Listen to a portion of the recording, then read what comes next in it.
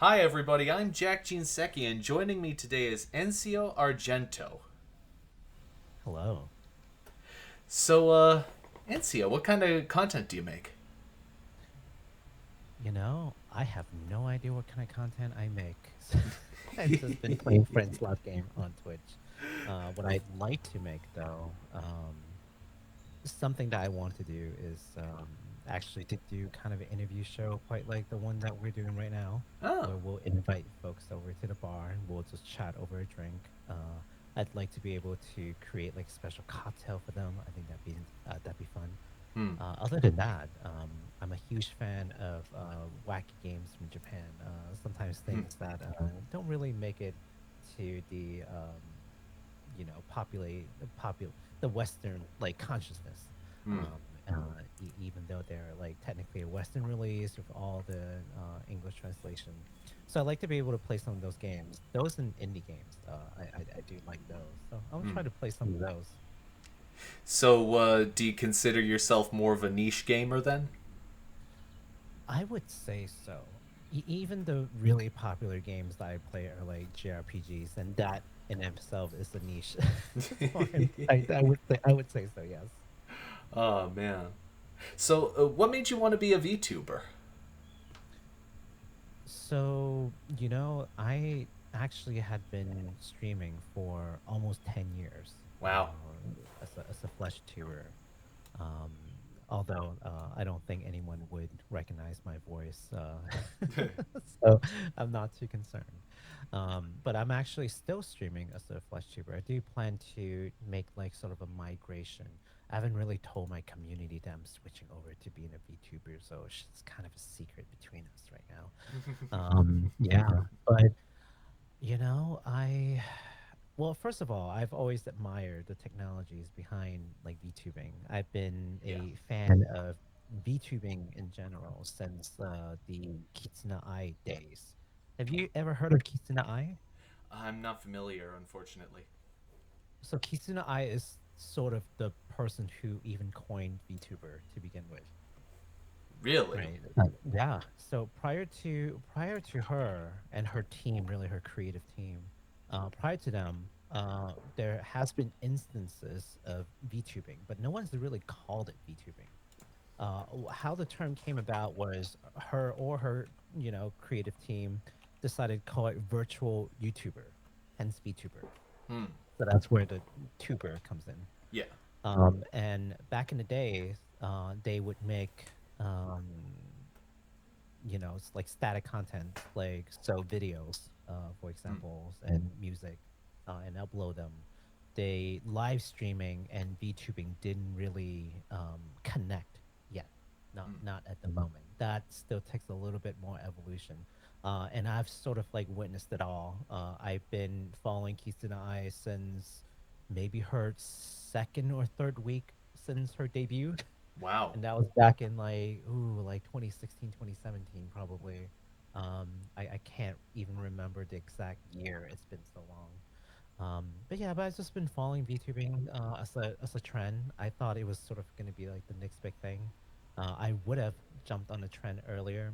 As a streamer, I had a choice. I could either buy a relatively expensive like DSLR, or I could try to investigate and try to uh, get myself a model Hmm. and start VTubing back then. Circa like maybe like 2018 was the time. Hmm. And then I chose the easy way, which is just to buy the camera. Yeah, I mean, VTubing back then wasn't as accessible as it is today. Hmm. You can't just go on Twitter and just find an artist and just get a rigger and just get it done. I mean, heck, even right now is not exactly extremely accessible, but at least there are like pre-made models, right? Yes. Back in the day, there wasn't really such a thing. So it would have taken a lot of hoops to get it working. Hmm. And like it could have probably played out very differently. My streaming journey would have been very different had I taken that path. A little regret that I didn't do that, but hey, never too late. So here we are now. And as you know, in the flesh tuber kind of I just like saying flesh tuber because it makes people cringe. I'm so sorry. And I get to say it because I'm a flesh tuber. Not this second, but um, but yeah, it's gotten a little crazy in the space with Hmm. streamers. Like you see more popular streamers being stalked, and Yes. getting doxxed and getting um, swatted, right? Yeah. And I just don't think they're going to get any better. So, in short, just to answer your question again, hopefully the audio wasn't too bad. It's fine. It's really just a combination of admiration for the VTubing technology. I've just been following it. I follow Keats and I back in 2016. I started following Hololive. Huge Hmm. Hololive fan, by the way. Went to Nice. watch their concert in New York over the weekend.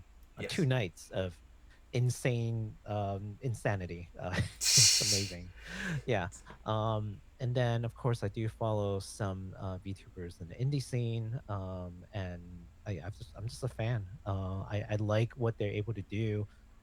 There's a lot of things that they can do that well, it's not that you can't do it as a flesh tuber, but just looks cringy Hmm. if you try to do it. Like, as a VTuber, you can kind of like embed yourself into a game, Yes. right? And like kind of play along with it. Yeah, you can't do that with a flesh tuber. It's just kind of weird. I don't Hmm. know. So There's a lot of fun stuff you can do, and I look forward to it. I do want to talk to you about this because I did notice that you were at Anime NYC through your Twitter. Uh, Yes. ha, ha, I was actually there too, believe it or not. Oh, Yeah, nice. yeah. So had you ever been to New York before then? Oh yeah, I when I was a kid, I lived in New York for a while Oh with my wow. dad. Oh Yeah, nice. so I've lived there. Yeah, I don't miss it at all. You were up there. You smell the streets. Like that's not a I mean, not a honestly, pleasant smell. yeah, I have family in New York City, so Mhm, I've been there a few times, and honestly, mhm. people I heard a few people complaining about the smell, but I was like, you know what, this is actually better than usual. Oh man, I think yeah. I think it's because the convention was so near the water, so maybe the wind like took it away or something like that. Because I think that the smell gets more pronounced the further towards like the more suburby kind of areas. Uh, I think so. yeah. I think so. Well, as you move towards Chinatown, Yeah. and I say that with love because Chinatown's sort of my old stomach ground. Hmm. But yeah, as you move towards Chinatown in the markets, it tends to smell a little worse. But it also reminds me of my childhood, so I don't know Mm. what to tell. Yeah. No. I don't know where Chinatown's located. Would that be on the same route Canal as? Street, Yeah. yeah, Uh. or the modern Chinatown, which is in Flushing. Oh. Okay. So Yeah. I'll. Yeah, because I actually was. I, I was staying with my family during that time, uh, Hmm. and it's my brother, and he lives out in Jackson Heights. So Oh. I was so fortunate because I didn't have to take any weird train like stop any weird stops on the train. I just took the 7. I It was great. The 7 was right there. I apparently Yeah. that's new. Yeah, Yeah. it's made the travel to Flushing a lot better, I think. Oh yeah. It Yeah, made it was so easy. I was very happy. absolutely. Um, I gotta ask you, how did you feel about Anime NYC? I have mixed feelings. Okay. So Okay.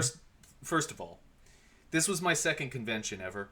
My first one Oh was yes. no. My first one was Anime Boston, and that was earlier this Okay. year. And I enjoyed the heck out of that one.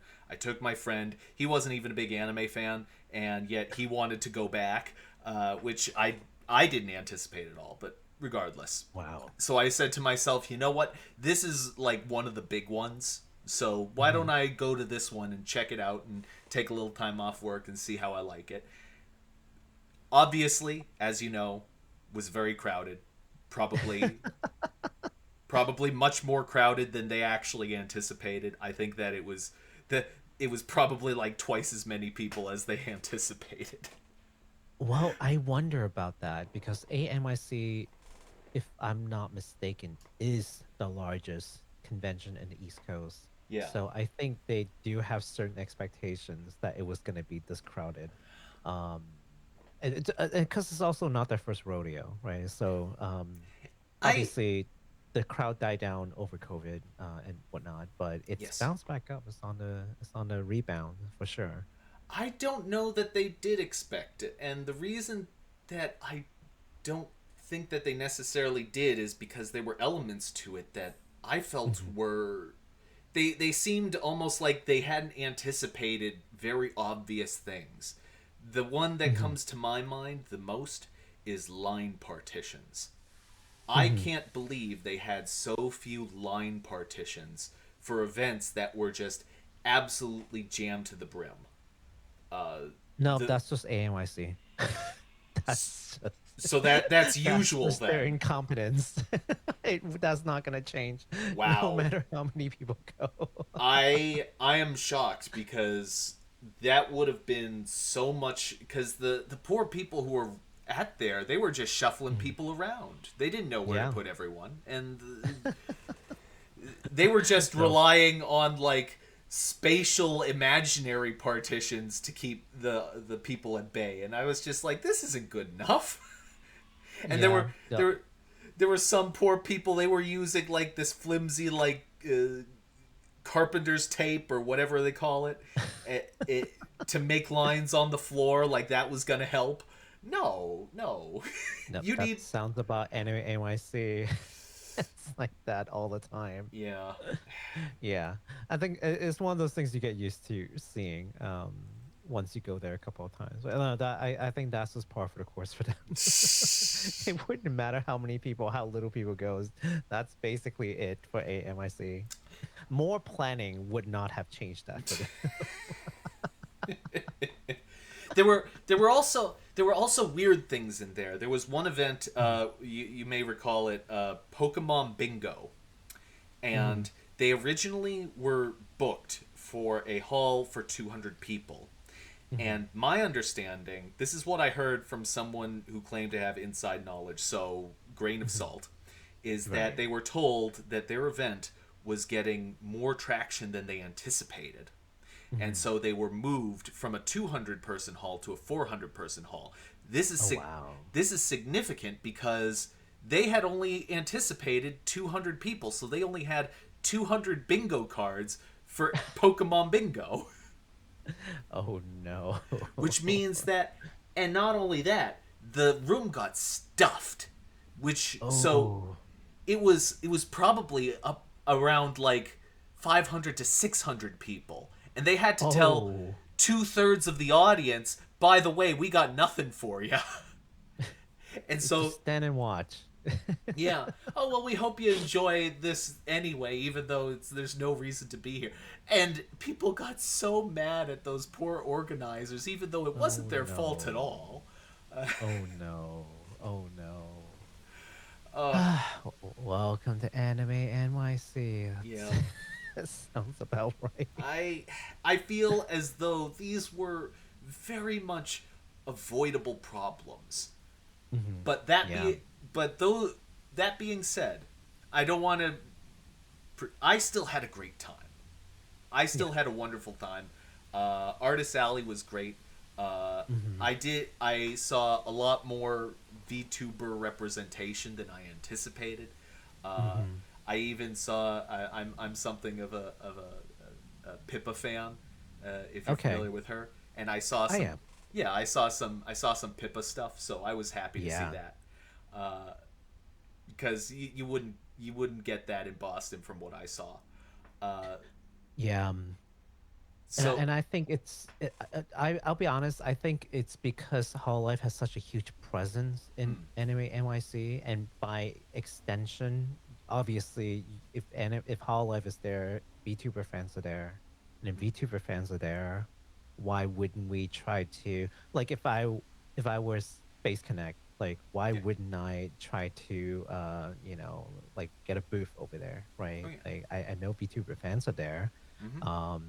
That's another point of exposure, right? Mm. And the amount that I would spend would be, negligible compared to like marketing costs overall. So Mm. it just makes sense for a lot of these VTuber more well-to-do VTubing companies would certainly want to. I mean, heck, if Sojo didn't, all that, I'm sure they they have had plans to have people over at Anime NYC, Mm. and Anime Expo probably, which is the largest anime Yes. convention. Yeah.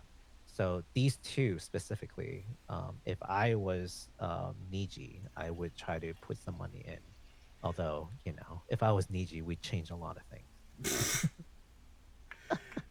Oh man. I would give the talents their buttons for one.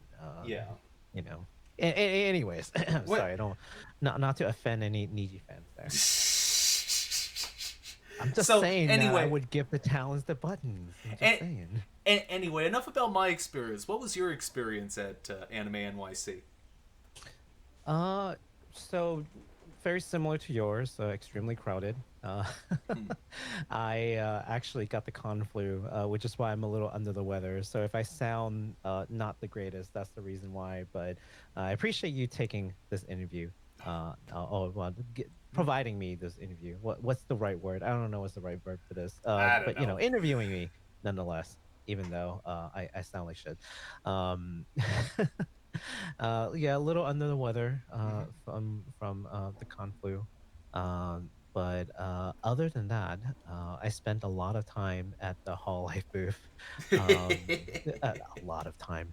And then when I'm not in the booth, I am buying things and I am spending time with friends who are because actually happen to know a lot of cosplayers and a lot of like people who event at these events.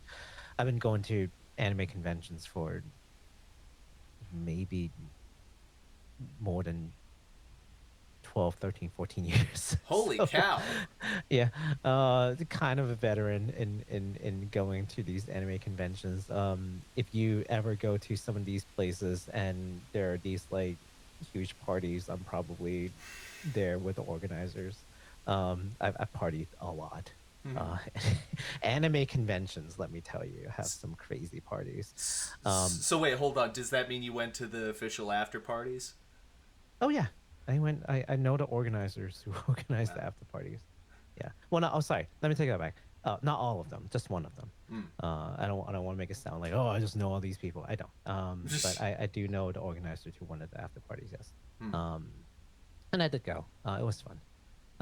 In fact, one of the after parties had a lot of VTubers who were invited, and Really? they performed there too, which is really cool. So that was that. Yeah, but the convention itself, I actually do appreciate Anime NYC for having a lot of commercial vendors. Mm-hmm. Now, I do love my artist alley friends, Mm. but because I go to so many different smaller conventions too, I end up seeing a lot of the repeats. Because Mm-hmm. of course, if you're a vendor, you're not vending at only one convention; you're vending at multiple places Of throughout the course. year. So I will run into a lot of the same stuff. But what I'd like to see more of is for like a really big convention like AMIC and AX where they have like limited items that you can only get there, Mm-hmm. right? So I go for those and that's fun. And then for smaller cons without these corporate vendors and these like limited time goods, that's where I spend most of my money on the artist alleys. Hmm. So, what do you think you get differently from a small convention versus a large one? I think a small convention is more community driven, right? Mm-hmm. It's more tight knit. You really get to hang out with even some of the vendors, right? You get to communicate. Um, you know, uh, It's more it's like a smaller gathering, right? Whereas a large convention like this, it's more commercial, right? Mm, But there's nothing wrong with it necessarily because as long as you go in there for the right reason. of Like you course. needed something like this to attract something like Hall Life to set up a booth, right? Like there Yes. are just certain things that you're not able to achieve unless you are this size. And they understood their assignments, I'd say. They know what their part of the niche is. They know what they need to provide that smaller conventions cannot. So I'd rather they focus on some of those things. Then smaller conventions, of course, have things that they can offer that AMIC simply cannot because of their size. Like, Mm, having a smaller, close knit, kind of community driven thing, well, AMIC is just too big for that, right? Even the Pokemon game has like 600 people in it. yeah. That's like the size of a tiny con right there in just one event. They cannot shrink themselves down, right?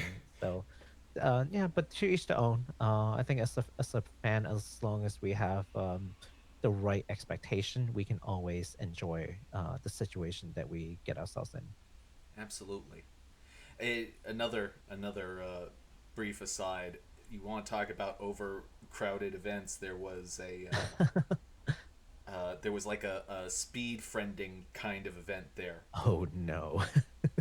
Now, the one that I went to in Boston, there were maybe 20 people that went to that speed Mhm. friending event. This Yeah. one, there was standing room only. Uh, there, it must have been 300 people packed into what was probably the tiniest room in the convention center. I could not hear what the other person was saying. and then It invites intimacy. You want to draw closer.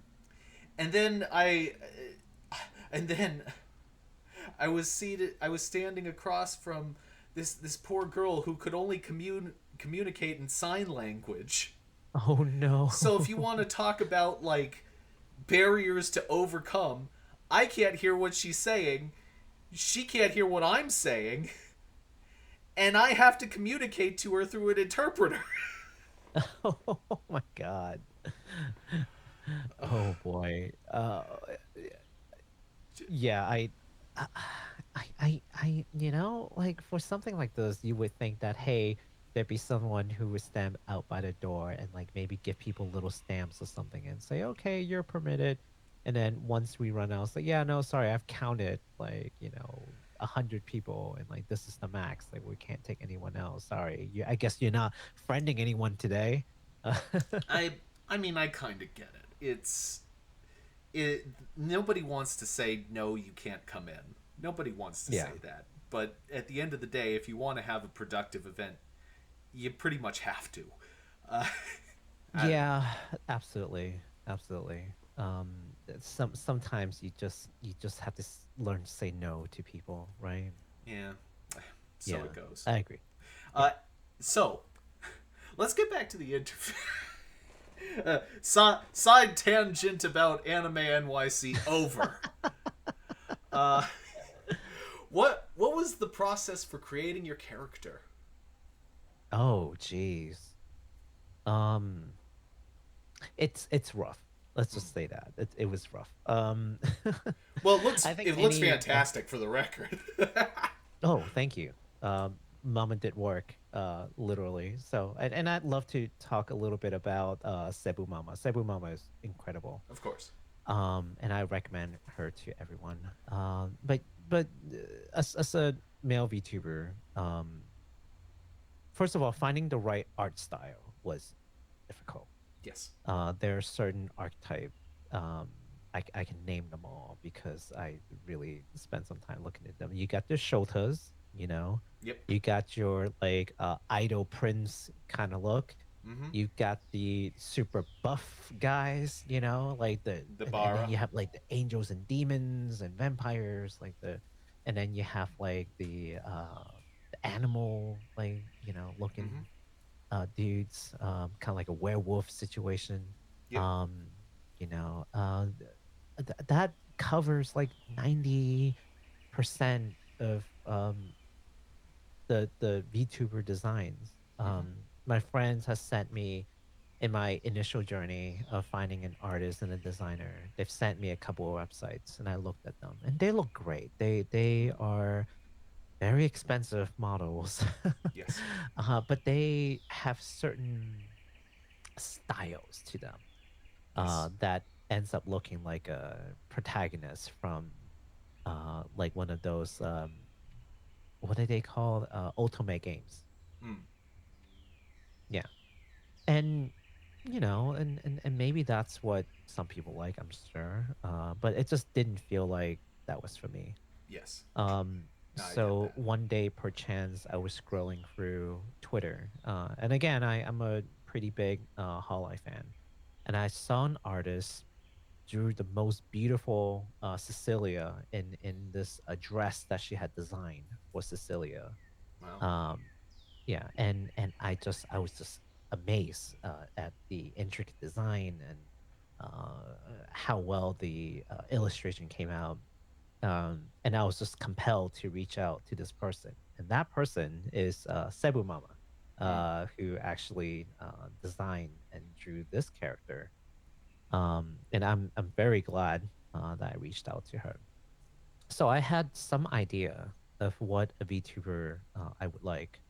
I've been inspired by different characters. I've been inspired by Bungo Stray Dog, Gintama, Mm-hmm. uh, or Gintoki from Gintama, Dasai from what is it called?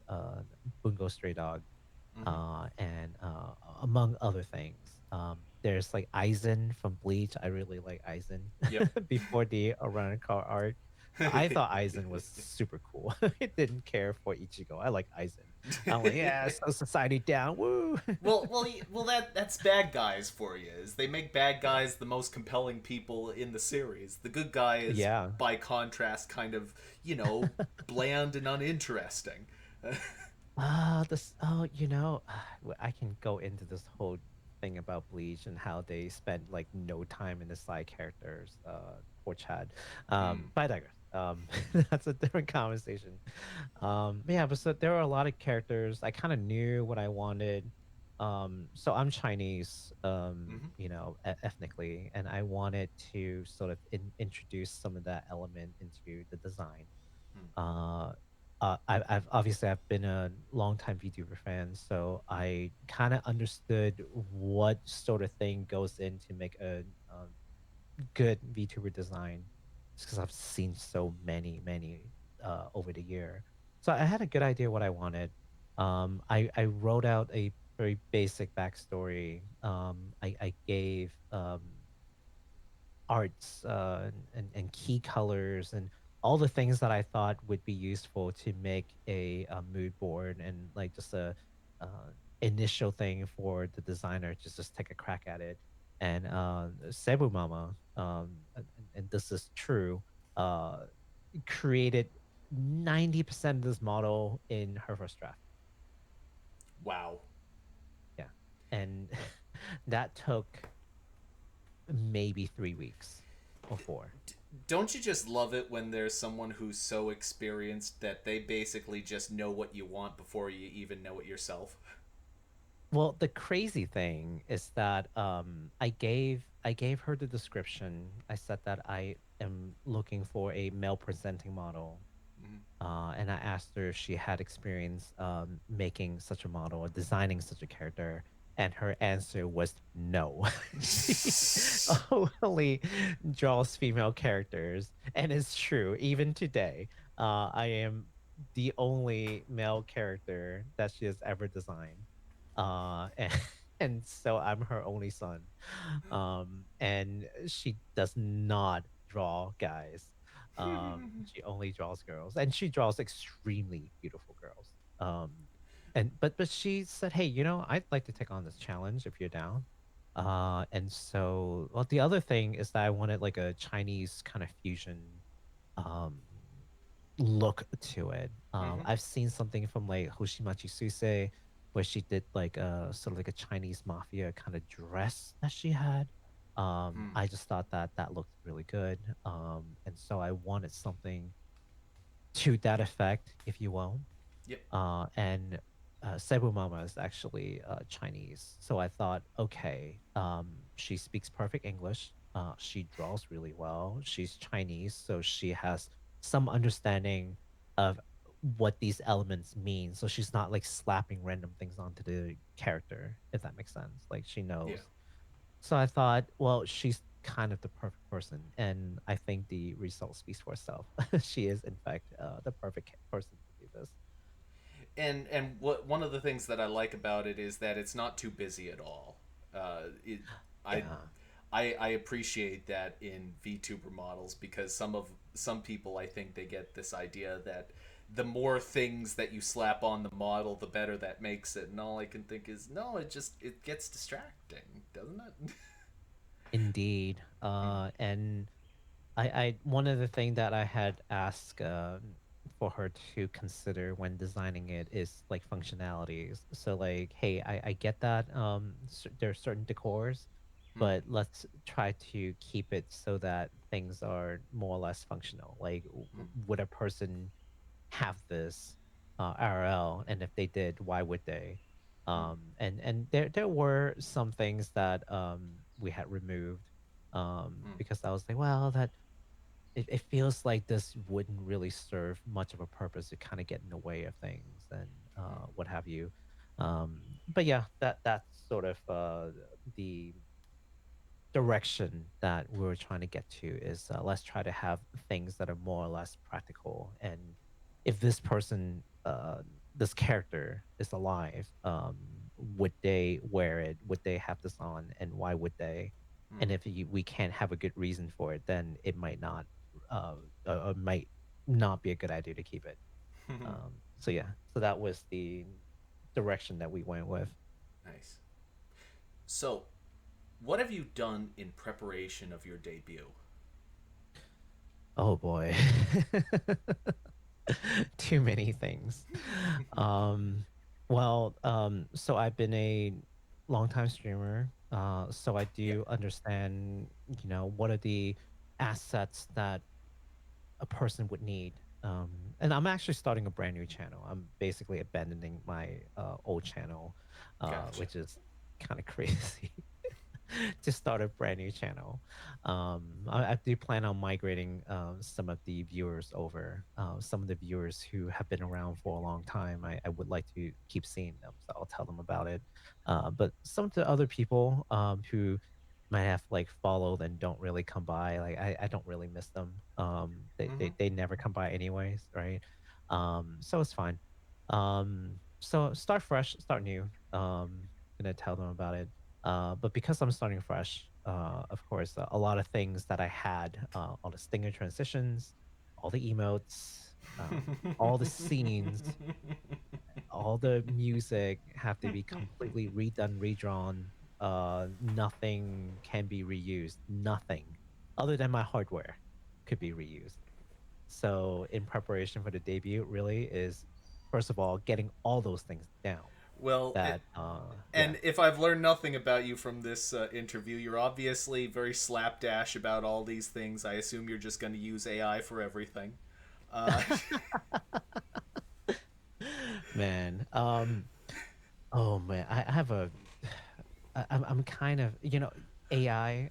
I'd like to tell you about more about AI stuff because I have this very mixed feeling about AI. me too. I Yeah, think everyone does. yeah. I mean, art. Okay, well, let me just state this plainly. Like art in general, I don't think is where AI belongs. And Hmm. writing, creative endeavors, like I really wish people would stay out.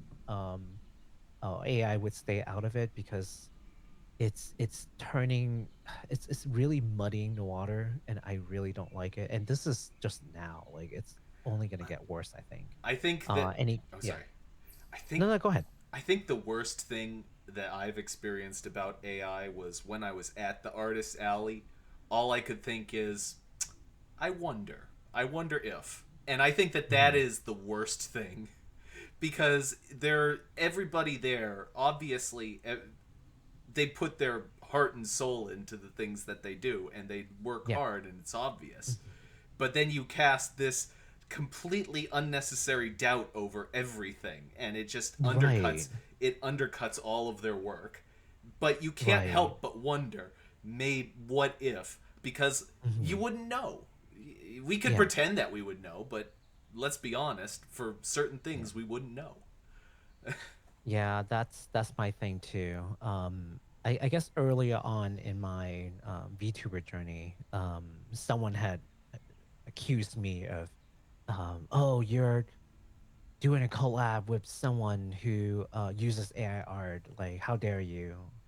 And I'm like, first of all, uh, I'm not a connoisseur, like of any sort. So never mind the time to go through someone's like channel and try to go through all their things and decipher whether or not they use AI art. I don't even have the capacity really to tell you, with 100% certainty whether or not something is AI. I mean, some things are blatantly obvious, Yes. of course. Yes. Some things not so much, right? So what if it's a false positive? What if I'm just pointing fingers and be like, "Ah, you use this AI art," and they're like, "No, I didn't." Like it's this whole thing, right? So I don't want to claim to be some kind of expert when I'm not. I'm not an artist. I do have certain tastes in art, but I'm not an expert. I don't draw. I don't know the telltale signs of AI art. uh so I don't want to be held to a certain standard when Hmm. I'm not skilled in that in that way, right? So I think it's more fair to, obviously when it's extremely blatant and we have examples, then you can call it out, Hmm. like just bent freaky fingers or like words that make no sense or like these weird mergers Mm-hmm. of pictures that you look closer, you see this like weird The person's face looks like y- a nightmare. distorted. Yeah, all kinds of things, and that's fine. But at some point, um, maybe the person's just bad at art. Hmm. You call them AI, and you're like, hold on. It's like, oh well, the wind is not supposed to blow that way. Like that's not how the physics is supposed to work. Yeah, or True. the shadow's not supposed to go that way. It's not matching the shine on this person's. Right. And I'm like, I could very easily see someone like who's just like trying to mimic someone else's style making that sort of Yeah. mistake. Yeah, or like they're just new. Like Yeah. maybe they're just new. I don't know. Like I don't want to get judgmental on something I don't know enough about. Mm. I don't even want to get started on that. So that's me with AI and art and stuff. But yeah, I mean, back to your question, like, what are Yes. we preparing for the debut? Short answer is all the regular streamer things, but then there are the VTuber specific items. Hmm.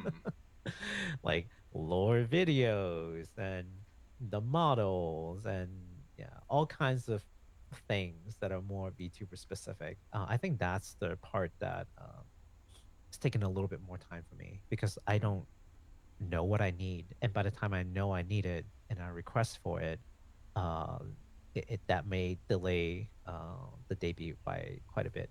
Hmm. I've actually delayed my debut twice. This is actually the second time I've delayed. I was gonna try to do something at the end of August, but I'm working on a lower video, and I think we can get it done in mid September. So I'm Hmm. hoping to debut mid September. But everything else is done. The model is done, as you can see. See Yes. the model is done. I can I can remove my coat and I can Oh. put it back on. Oh, these, yeah, I can show off my clothes changing skill. But okay, yeah. So yeah, things are done. I got my key art. I actually went back to Cebu Mama to get a key art. She actually animated it, which is really cool, and I can't wait to show off some of those things. Nice. But yeah, but most things are done. We're just waiting for that lore video, and then we're good to go. The timing has been actually kind of rough because I'm like, okay, how do I drum up enough interest Hmm. and so that the most amount of people would come because it's like kind of a big day for a VTuber, I think, right? Yeah. And um, after your debut, you can basically expect your CCV to drop. It's true. It's just true. All right. Yeah. And that's okay because that's like the natural way of things. Like I'd be surprised if someone gets like, let's say 200 CCV for their debut and consistently keep their CCV at 200 even post debut. It'd be hard. I've never seen that happen. What do you It think? always dips. What do you think the average retention rate is for from a debut to like regular streams? From what I've seen, probably a 10th.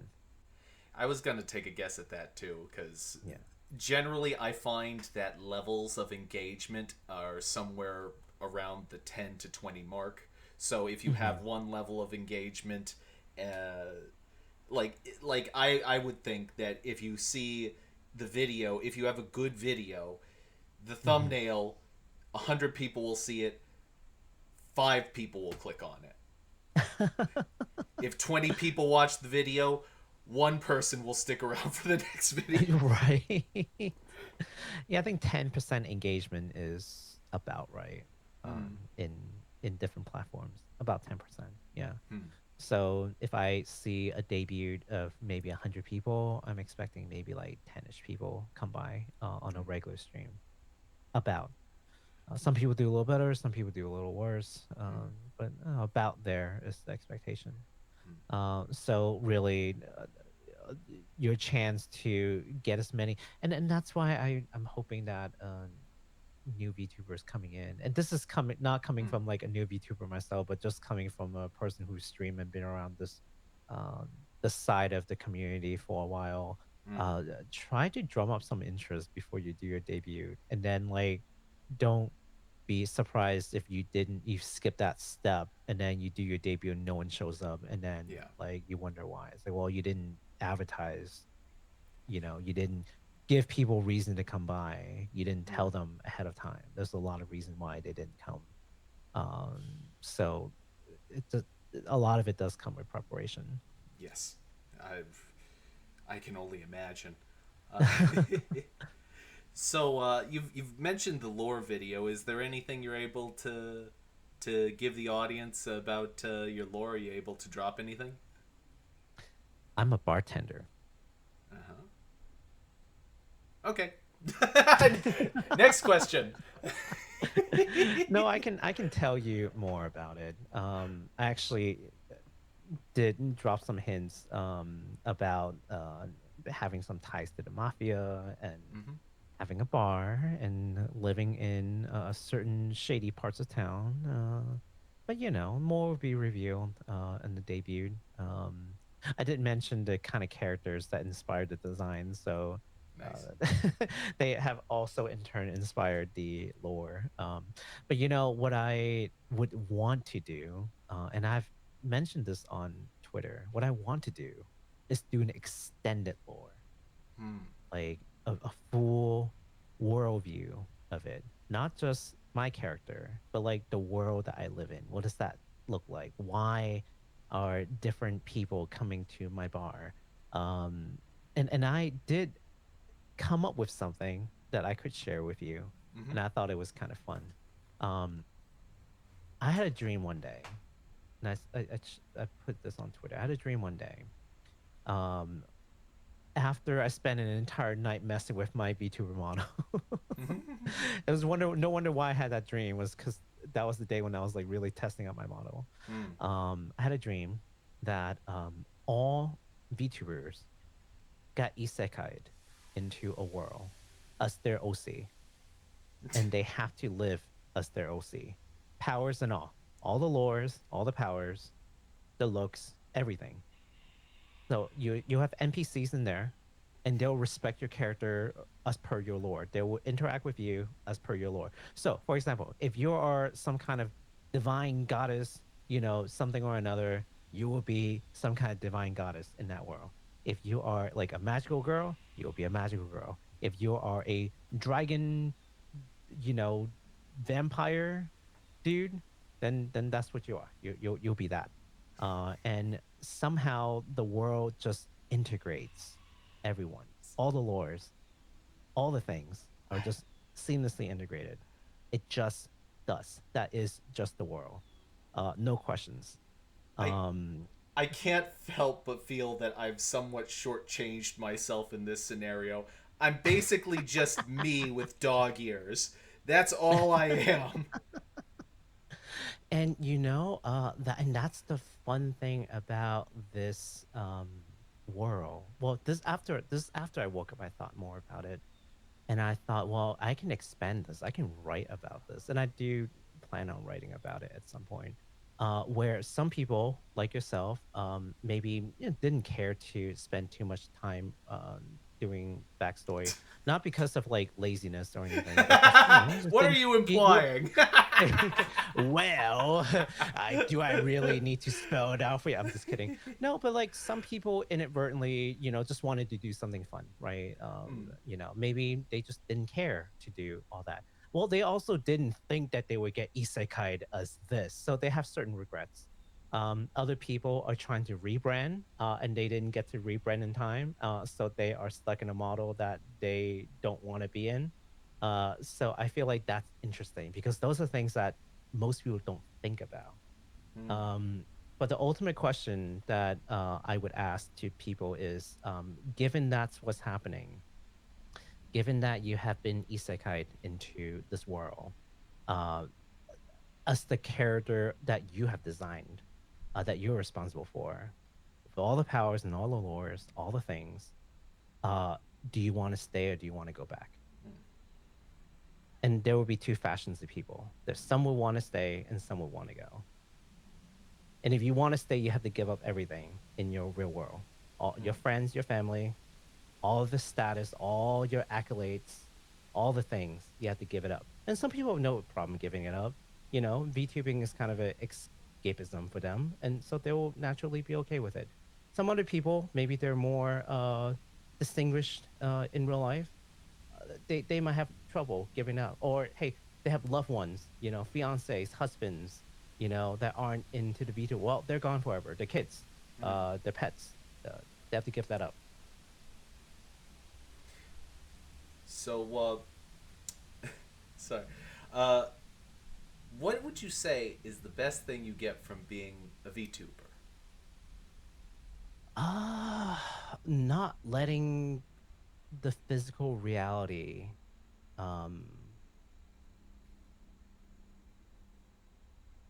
suppress my imagination in what I'm able to create. Hmm. I think that's one of the major advantage of being a VTuber. Like there are just certain things that you can't do as a flesh tuber, Hmm. or at least not as easily. Hmm. And then I say the other thing is anonymity is fantastic. Yeah. Like I'm definitely a lot less worried about getting doxxed and spotted. Less worry, not that that disappears, but a little less worry, like a little extra Yeah. protection there. I mean, I'm sure that if someone really wanted to find me, they probably could. Yeah. But they would have to try. But there are enough degrees of separation, I think, that I'm much more comfortable. Yeah, I just worry that one day, with the way that technology is growing, you could have like a version of a chat GPT where you can throw someone's picture, ask a brilliant prompt, and then suddenly get their home address, Hmm. and I just feel like if my real face is out there, it's just a lot easier to do. Not to say that it's impossible to do behind a VTuber, but if I want to continue to create content, the safe way is, I think, through a VTuber model, and that's for any new content creator coming in. Like, please consider doing a VTuber if you know like your privacy, or maybe never go in and do a face cam. Hmm. And then some people are pretty successful making videos without ever being in front of the camera. Hmm. Rare, but they exist. I'm not afraid of AI figuring out where I am. I'm afraid of them putting Rain Bolt's brain in a jar. and then into a computer. The GeoGuessr guy, he'll figure out where you are, and you won't even know where you are. Oh no. Uh, so, what's something you do on your channel that you're really good at? Something I do in my channel that I'm really good at.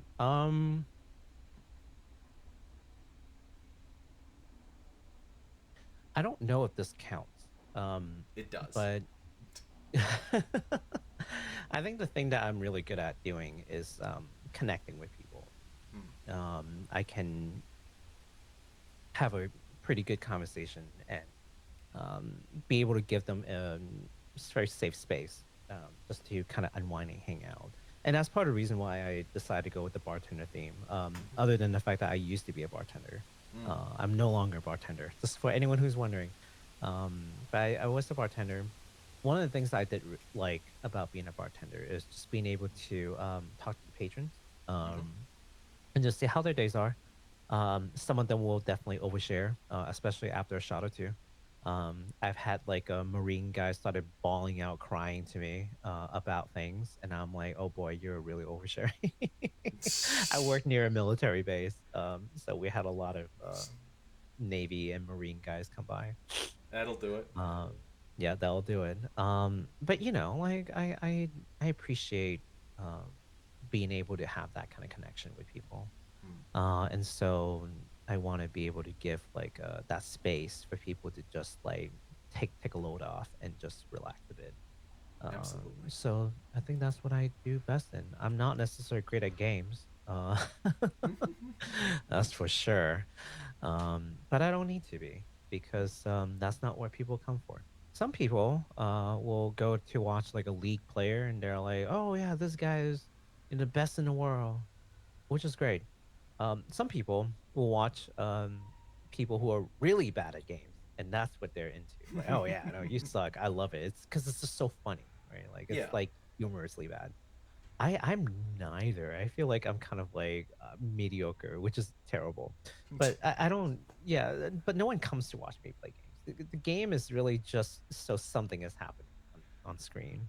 Yes. No one's really there for the game, and I know this for a fact. After streaming for so long, I no one cares what games I play. it's refreshing to hear someone say that because one of the things that I've noticed is that everyone plays games. Everyone does Hmm. games on their streams, and all I can think is what makes you exceptional that you think anyone would want to watch you play games? And the Hmm. answer is for the vast majority of people, nothing. Yeah, You're playing. Oh, what's the climbing game everyone's playing right now? Uh, peak. Peak, yeah. Hmm. Everyone's playing Peak. I Yeah. I don't know what's I don't know what's unusual about that. But if you're engaging with the audience, that's what they're there for. Uh, Hmm. Well, so I do have a little thought on that, and I made a post on it on Twitter too. But I don't know if people necessarily understood the implications. So maybe I'll. I mean, well, I had 200 characters to work with. mm, So, I was saying that for small streamers, that's just myself. hmm Collabs are very hard. yes. Whereas if you are a large streamer with like hundreds, if not thousands, of viewers, collabs are fantastic Mm, when you're that large. mm, Um, and the reason is basically what you described. It's about interacting with your chat, right? mm, It's about their expectations. So when you are streaming to like 10 people, right? And which is pretty respectable for a small streamer to of have like course. 10 CZV, Of course. um, you're expected to have one-to-one connection with your viewer, and they expect the same because there are only 10 of us. You can have decent conversation with 10 people, yeah, Yeah. while doing something, no less. Um, and that's the expectation, right? So if I go into a room with a streamer who has like five, six, seven, eight people, and I say hello, and they don't like respond, I feel like, oh, well, maybe you just don't want to talk to me, right? Like, Yeah. understandable. And that's like everyone, right? Mm, Um, but what about 80 viewers? What about 800 viewers? What about 8,000 viewers? do you still have that same expectation? Yeah. And the answer is no. Anyone who goes into an IRML's chat does not and really shouldn't have any expectation, realistic expectation that Mousy is going to read every one of your message and respond to you individually. No way. Yeah. Not possible. Literally not possible. While doing something too, like if Mousy's playing a game, no way. Not possible. Yeah. But the fans know that though. They don't go in thinking, "Oh, Mousy didn't talk to me today," or like, "Oh, Mousy did not acknowledge my hello." Of course not. And they behave more like a wave Mm. instead of like individuals, right? Mm. Now going back to the whole collab thing, when you're collabing with people, it's like doing an interview. The value comes from the interaction of the streamers, Yes. not interaction with the audience. But when you're interacting with the streamers, it's hard to interact with the viewers, Mm. right? Yes. Imagine if your interview right now is live and there are 10 people watching this on your channel and Mm. you're talking to me and then suddenly you have to respond to chat. No, you probably wouldn't. Mm. But the expectation for you is, hey, I'm in your chat. I want to get in on this conversation, right? Or like, I want you to acknowledge my presence. So Yes. inevitably, you have to interrupt me somehow and be like, oh, excuse me, sorry, so and so in chat just said this, and Mm-hmm. it just doesn't flow right, Mm. right? But what if you were a super big creator? What if there were 800 people watching this right now and they don't really have an expectation for you to interact with them? Could you focus on, the interview? Yeah, probably. And that's the value, right? For Mm. them is the combined creation of this entertainment between the two of us, and they're here to see what we can create.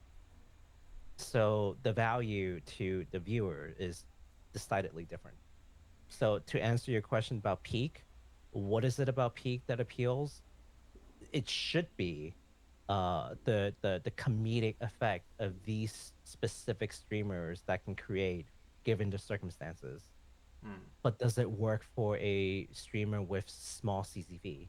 Do the viewers understand that that's where the real value comes from Mm. and not like interactions specifically?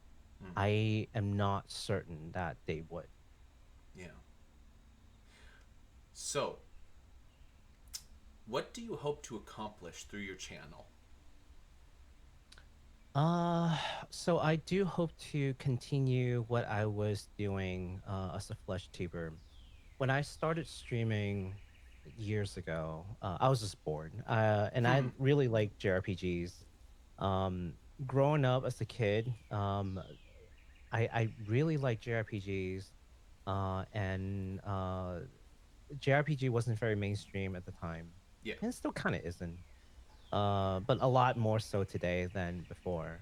And I'll try to talk to the kids, and there are like, oh, what is this Final Fantasy? What is that? And you know, because they don't get it, right? And I was too young to really understand how to explain it all, right?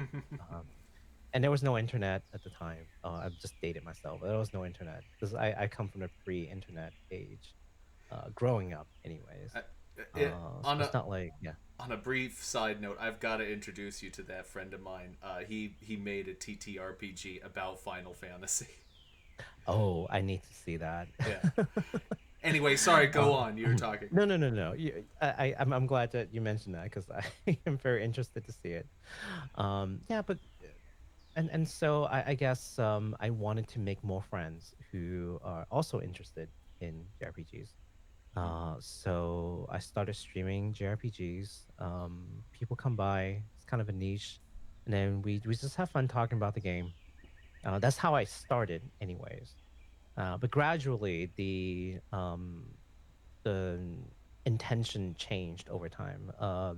And then I started streaming through the COVID, and then during that time, it was more about just staying sane. I do attribute to streaming to just staying sane because you couldn't go out. It Yes. was the only human interaction I have outside of work is streaming and seeing people on stream. And so that I felt like that actually did very well for my mental health during those like couple of years, like 2 3 years. Mm-hmm. Um, but after that, um, at that point, I didn't really care too much about streaming JRPGs anymore. I feel like I've made a good amount of like friends who have a common interest. Um, and they didn't really care if I was streaming JRPGs or whatever. We were just kind of hanging out at the time. Yeah. So my new goal became, can I do more fundraisers? And at that point, I was maybe doing different fundraisers, like Extra Life and Child's Play. And there Mm-hmm. was this one thing that they did called Job Fiesta Hmm. for Final Fantasy V, where it's like kind of job randomizer, and then you play through the game with the jobs that you're given, and it's just kind of a challenge run, and it's kind of fun. So I did like 3, 4 years of that. Um, but now with this VTuber channel, what I really like to do, first of all, is to connect with different VTubers, Mm-hmm. but also to try to do some good in this world. Uh, really try to do more fundraisers. I have something planned. Actually, as a matter of fact, my Flesh Tuber self is hosting a huge uh, fundraising event. We're looking to raise $10,000. Oh wow. So far we've raised like $5,000 Oh already. hey, We haven't even started yet. that's So awesome. I'm not. Last year I raised $6,000 by myself. So this $10,000 not a lofty goal. It's very doable. Yes. And last year was just myself. This year I have a team of 20 streamers. I'm guarantee we'll hit 10,000. But I don't want to start anything too like large and scare them off. I'm like, yeah, 10,000 sounds like a nice round number. We can definitely hit 10,000. Yeah, but I want to bring that energy to VTubing. My knowledge as a streamer, it's almost like isekai, Hmm. Like, have you seen some of these isekai anime where like, oh yeah, I have my knowledge of my previous life. Oh, I'm a, accountant. And somehow it's an OP power. Um, yeah, I feel like I'm bringing like a lot of knowledge from a streamer into this VTuber second life. Hmm. And so a lot of things that maybe a regular, or not, I don't say regular, but like a new VTuber shouldn't have any business knowing.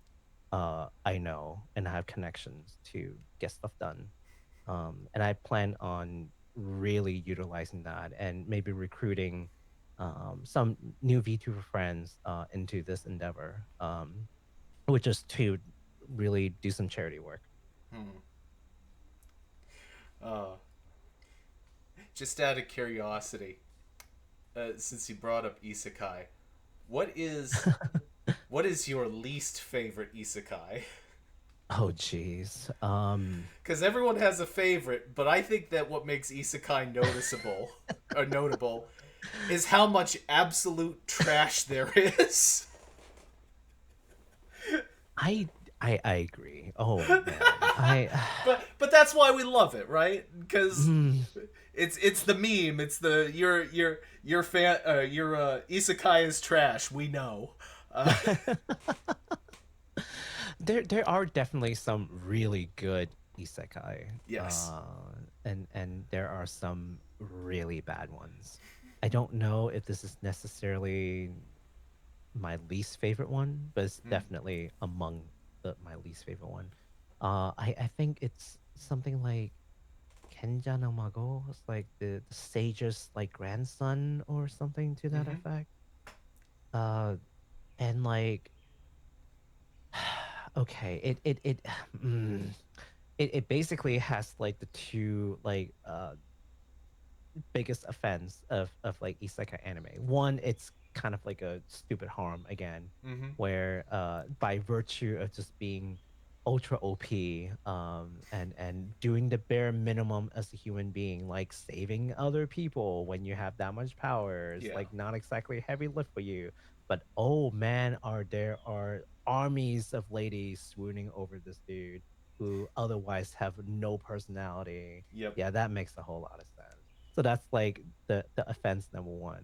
Mm-hmm. And the second one is especially in that anime, where whenever this person does something, insane or crazy to the inhabitants of that world, just shocked. They always have this like um close up of like all the people witnessing like the miracle, and they're just like, what? How? What? Nani? You did what? Whoa! You teleported! Whoa! You did the spell! Whoa! My God! Oh my God! You can fly! Oh my God! You can do this! Like, okay, I get being surprised like the first two times, Yeah. but like by the third time, fourth time, fifth time, sixth time, 10 times, I think you shouldn't be surprised anymore that this It, person can consistently pull out these like miracles and whatnot. Like it shouldn't surprise you anymore. you gotta pad that runtime, man. Ugh, it's just so annoying. It's just so annoying. Uh, What? You could do this? That's impossible. Well, that's what you said about like the last five things they did. So does it really surprise you anymore that this person is prone to being able to do the impossible? Come on now. just briefly, I think that my worst isekai was I forget the exact title of it, but basically his superpower was that in his regular life he was a salary man, uh, and which basically means that everything his great superpower was knowing that you should be nice to potential customers. Why did I feel like I've seen something like that? Is it the one where he got reincarnated into like demon army or something? He got summoned to the demon No, army? I think he. I don't even remember, man. I only watched like two episodes of that, and I was like, this is some bull, man. Yeah, seriously. uh, I'm telling you, man, escapism. mm, It's why isekai is so prevalent.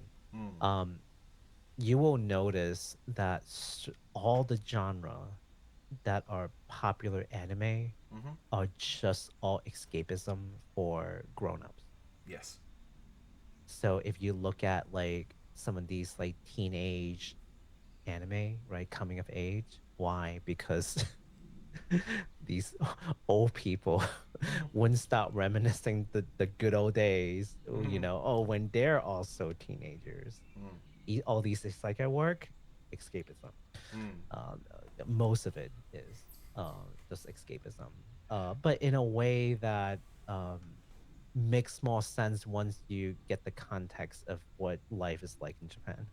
mm. So it's not just like plain fantasy. I mean, fantasy is escapism too, but like Yes. anime has a very specific kind that clicks once you understand how like the average adult lives um in a Japanese society. Yeah. I And I just won't. find that fascinating.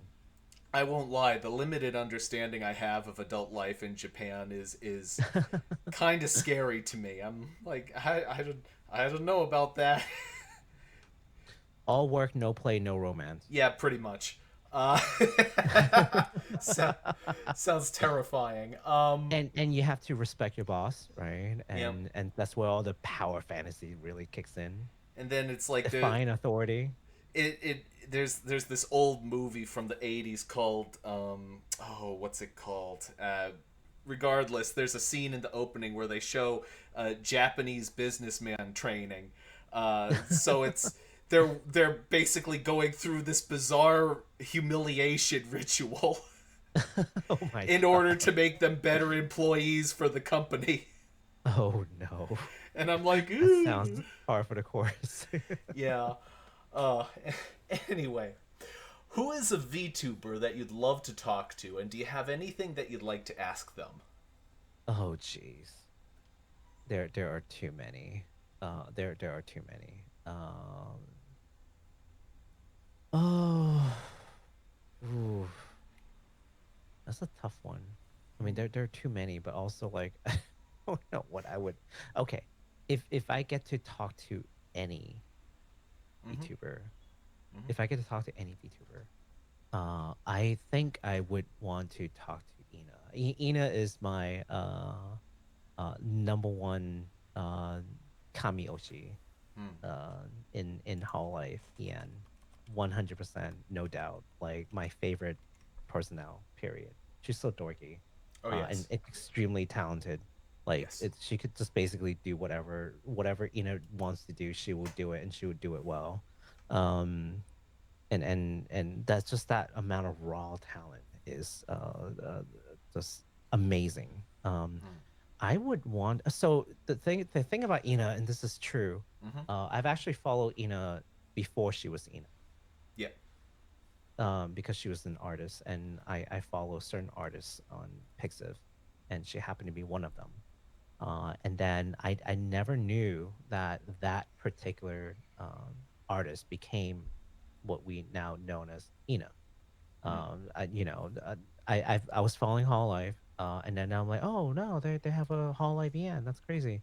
And then Myth came along, right? Hmm. Gura and Ame Yep. and Kiara and all them. And then I'm like, okay, that's cool. Oh yeah, oh, well, VTuber is really spreading to the West. That's cool. Hmm. I wonder what this is gonna do for the industry. Will it just like die out, or is this gonna be a much bigger thing? Became a much bigger thing. Yeah, it did. Fast forward a couple years, we know what happened. At the time, it's like still relatively niche, still relatively new. Even in, I mean, even in Japan, it was still like just still really growing. Hmm. Um, right, but at the time, I didn't put one and one together. I'm like, oh yeah, well, this is Ina, this is Priestess, and I didn't think much of it. And then yeah, I grew to really like Ina's content, and I noticed that she can draw really well. And then I'm like, huh, that That style style looks looks familiar. familiar. I I know, I know exactly the phenomena you're talking about. Yeah, I'm like, huh, that I think I've seen that somewhere before. But I follow so many artists that I can't, and I'm not like a connoisseur again, like so I Yeah. can't like just pinpoint like, oh, it's that You person. you But I'm can't like, I feel like necessarily I've seen place this. it, but you're like, I know Yeah. the way this face looks like Yes. that other face that Yes. I saw. Yes. I'm like, where have I seen this? And it really bugged me. But I didn't like go looking, for evidence. It wouldn't be another like couple years that I would finally put one and one together and be, oh, you're this artist on Pixel. Oh, you're this illustrator. Okay. But she makes no, um, what's the word? She makes no effort to hide the fact that she's an extremely talented illustrator. Hmm. Like to the point that she is definitely professional grade illustrator, Hmm. and so it's not hard to find her work on the interweb, Hmm. and certain companies would use her works as official arts. Hmm. Oh, fun fact, and I'd like to brag about this. So Ina Mm-hmm. is an extremely talented illustrator, right? Yes. Well, she had commissioned my mama to do her illustration. So I feel like that is a bonus honor for Cebu Mama. Congratulations again. Designing her like sake bottle like illustration art, which is super cool. But I mean, if it was like another talent, it'd Mm-hmm. be like, yeah, you draw great art, so it really caught my eye. No, Ina is specific because she's an artist, Hmm. she's very particular. Hmm. So if Ina chooses you, not just as like a thumbnail, but to do her official merge, that's an honor in of itself, I feel. Hmm. Um, yeah, but I digress. I probably asked Ina like why she decided to join Hall Life, because she Hmm. was a very established professional already. So I wondered what convinced her to take this assignment on. Like she didn't have to. She Hmm. she would have been she would have made bank just being an illustrator, I felt. Hmm. But Absolutely. yet she decided to, and like I don't think singing and performing was necessarily like a thing that she was like super interested in doing it, but I could be wrong. So that's what I would love to learn. Is why did she decide to, especially because at the time Hall Life hasn't exactly established itself as like a force to be reckoned with in the West, right? Mm-hmm. So she's taken on this like crazy chance to either make it like pretty big, maybe, possibly, or just like completely waste her time. Mm. So, it was not them. Nowadays, if you're saying, "Oh yeah, I'm joining Hall Yan," obviously you're gonna start off with like 30,000 fans at your debut, easy, Mm. right? It's guaranteed. That guarantee wasn't given to them. When Hall Life started in Ian. Yeah. So I wonder. Hmm. So, are you a clip watcher or a stream watcher? I am a clip watcher. Yes, I'm a clip watcher. I'm a clip watcher, and sounds so there, bad because there's I'm a streamer. there's so much hidden repressed shame in there. I'm I'm a clip watcher. Well, here's the reason why I am a clip watcher. Mm-hmm. Um, I basically live two lives. I work during the day, Mm-hmm. so all the JP people that I like to watch, clips. Mm. I have no choice. I have to watch clips just to catch up. And then if I see anything in particular that I thought was great, then I could try to watch like the VOD, right? Mm. Um, and then at night I am doing content creation work where a lot of people are streaming. So I mean I can leave them on the background, but am I really paying attention? Probably not. Mm. Um, so the content creation side of me takes up a lot of time. Yes. So what I do, I watch clips just to catch up with people. And again, if anything really stands out, I will try to go and watch that VOD. I get the impression that almost anyone who does serious content creation is more or less forced to be a clip watcher to an extent. Pretty much. Yeah. Uh, so, who's a streamer or channel that you watch that nobody's ever heard of?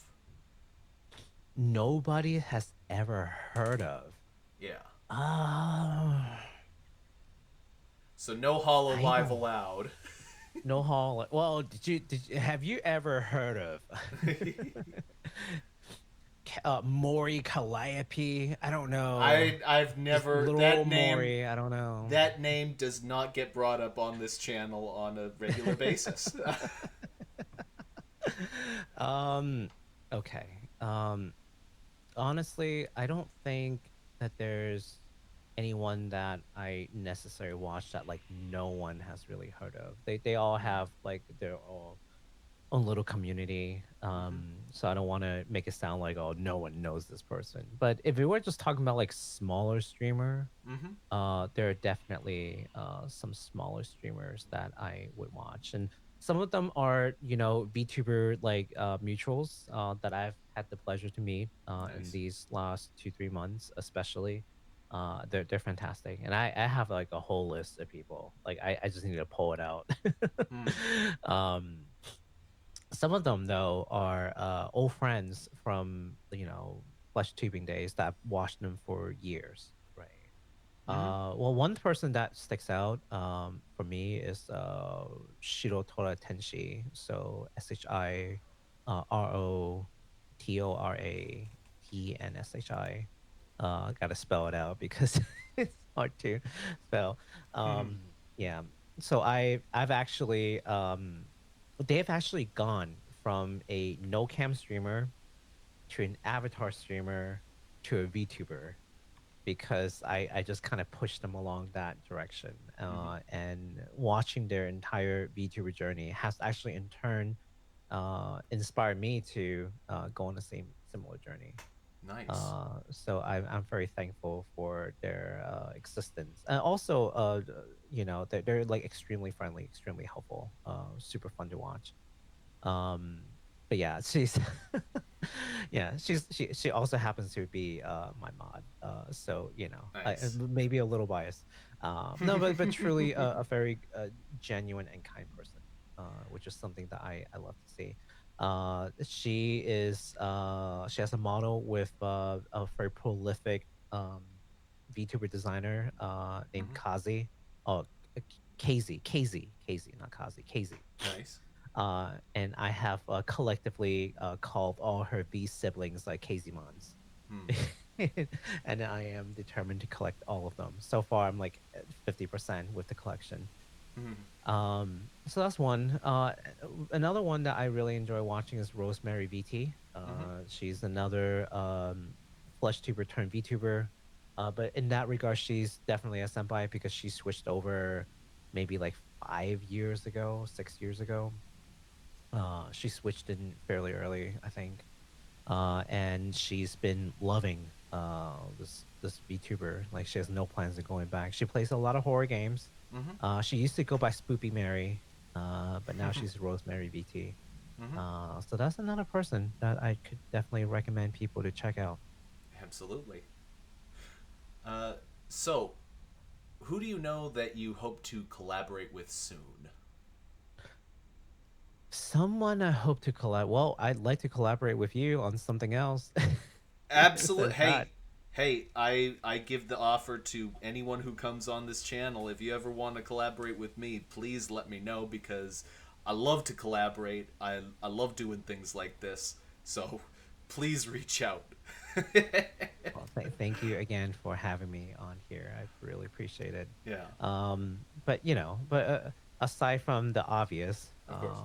the person who is sitting in front of me, um, I want to say that there's like two people that I can think of right now that I would love to be able to collab. I haven't made the ask. Mm-hmm. They're larger streamers, but I'd love to be able to collab with them. Of course. One's name is Lulu. I think she goes by Lulu Fleur. French. I think like Fleur. Never learn how to pronounce that. But she, she runs like a flower shop as part of her lore, and she is just the most um calming. Uh, um, we call it like ESK, like the curing um VTuber. Have you ever heard of that term before? ESK. No, I'm not familiar with that. So ESK just I think ESK just means healing, and K just means like type, like Mm-hmm. a type of streamer. Mm-hmm. And basically, it's just very she's very soothing and very say so, very like chill streams. She draws, she invites people to just come and chat. Ah. She seldom plays games, but even when she does, it's like on good fun. She's about us the least offensive person you'll ever meet in your life. And I just enjoy watching her content, especially after a long day of work. I'm like, oh my god, I just need to like unwind. I don't need anything exciting. Please give me some Lulu. Mm. I missed her stream yesterday, so I'm a little sad. Another person's name is Heme. I think she is Southeast Asian streamer. I can't say for certain. But she's got this really fun gremlin energy. She's kind of like the opposite of Lulu. Yeah. But in a way that is what I appreciate about her is she like really knows her boundaries, right? Because when you try to do this whole gremlin thing, you could take it too far, right? Yeah. And just ends up being annoying, right? Or disrespectful or any of those things. But Yeah. she's so good at stopping right before it crosses the line and keeping it really fun, but also like, there would never be any hard feelings. Yeah. And I admire that ability very much. Amazing content creator. Loves to have a lot of fun. Likes to make really fun tweets. So I even just enjoy reading her tweets because they're like silly. Baldy's another one, actually. I haven't seen Baldy in a while, Mm. which kind of concerns me.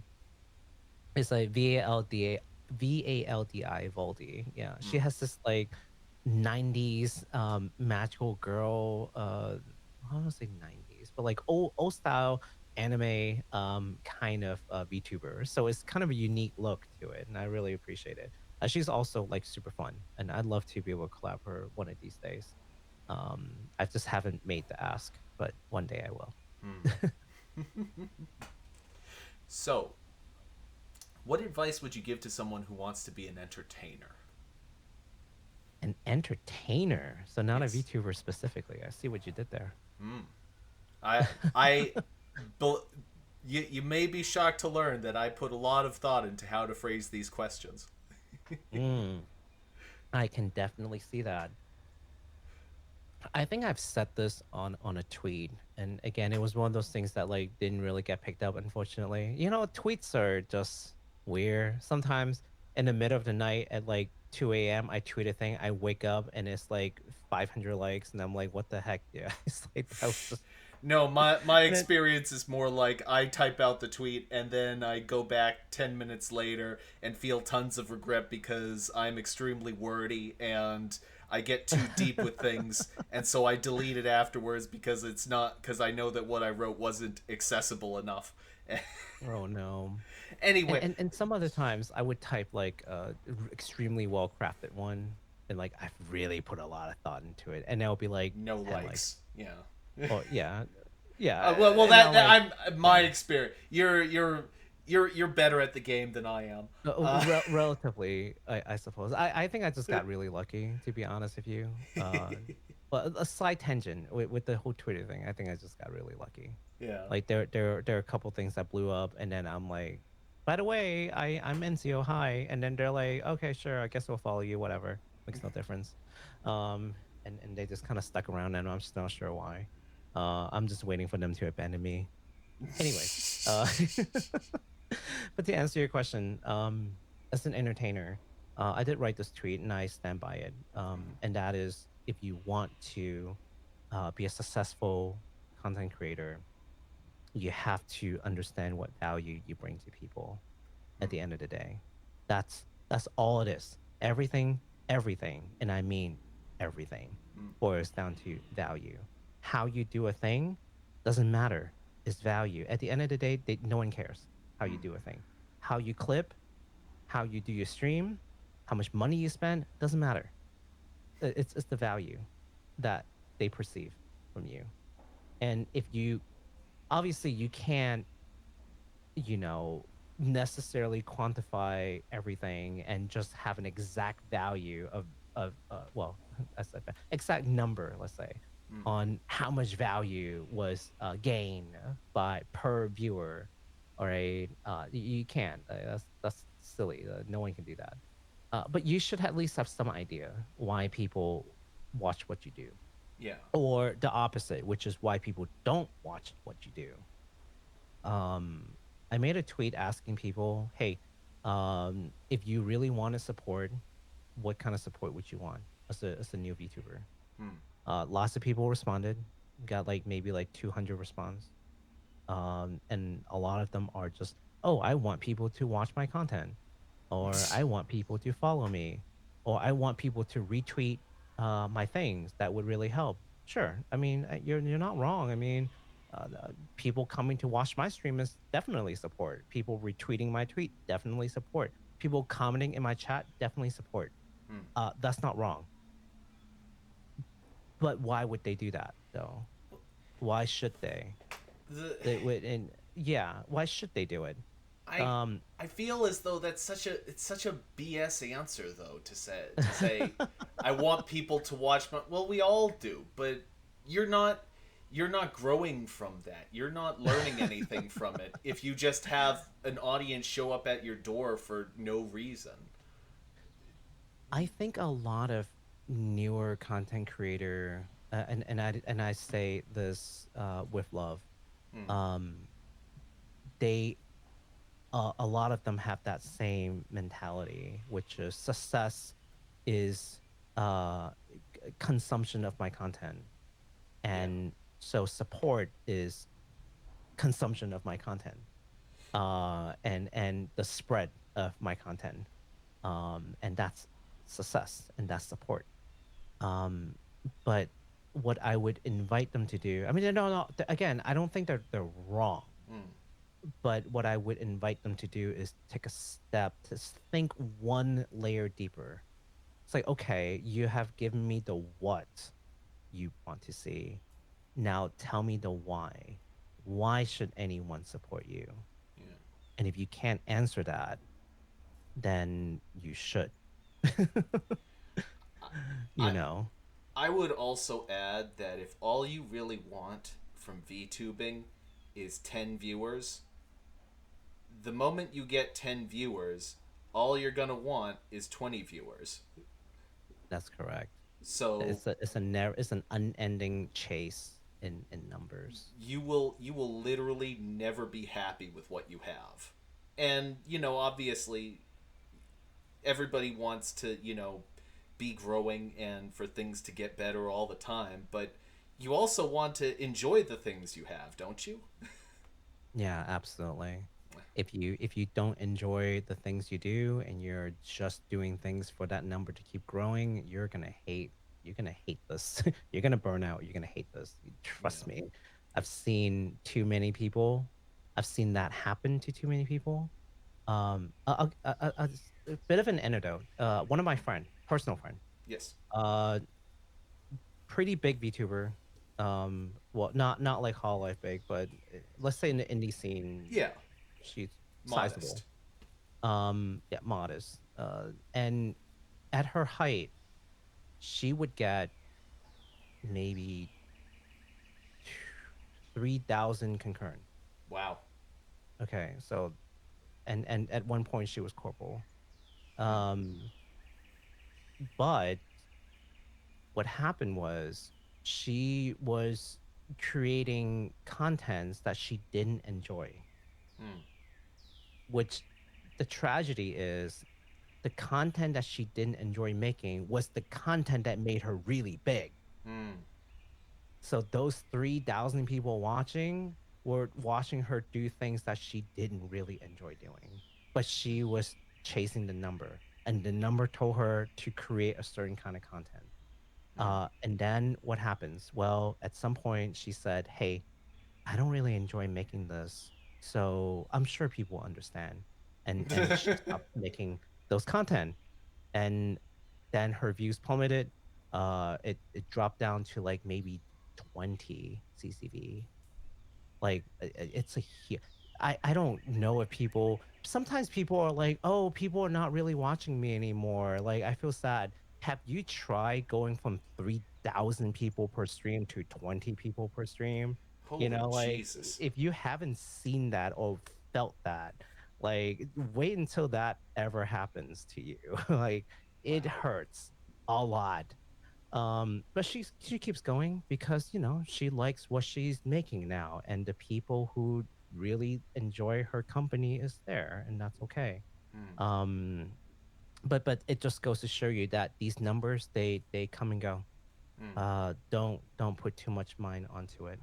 Even if you yeah, because she was successful. She had what like 3,000 concurrent viewers. 3,000 people decided that night they would just come and watch her do her thing. And she was really good at it. She just didn't like doing it. Yeah. Right? Uh but so what? They can just as easily not show up as Wow. soon as you stop doing the thing. Yeah.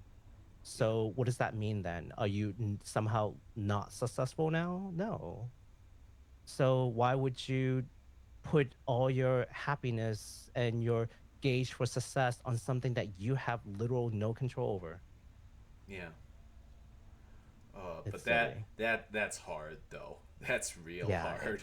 it really is. But hey, I feel like she is honestly happier now than before because the people who are staying there are really there for her and not Hmm. just the thing that she creates. Yeah. Like she's the value. I mean, like, I see someone who's extremely successful, like Mr. Beast, and all Hmm. I can think is, I would never want to be that man. Oh God, yeah. I Oh would my hate to be god. Jimmy. He would be. I don't know what goes on in his head, and I thank God for that because I can't imagine that it's very pleasant.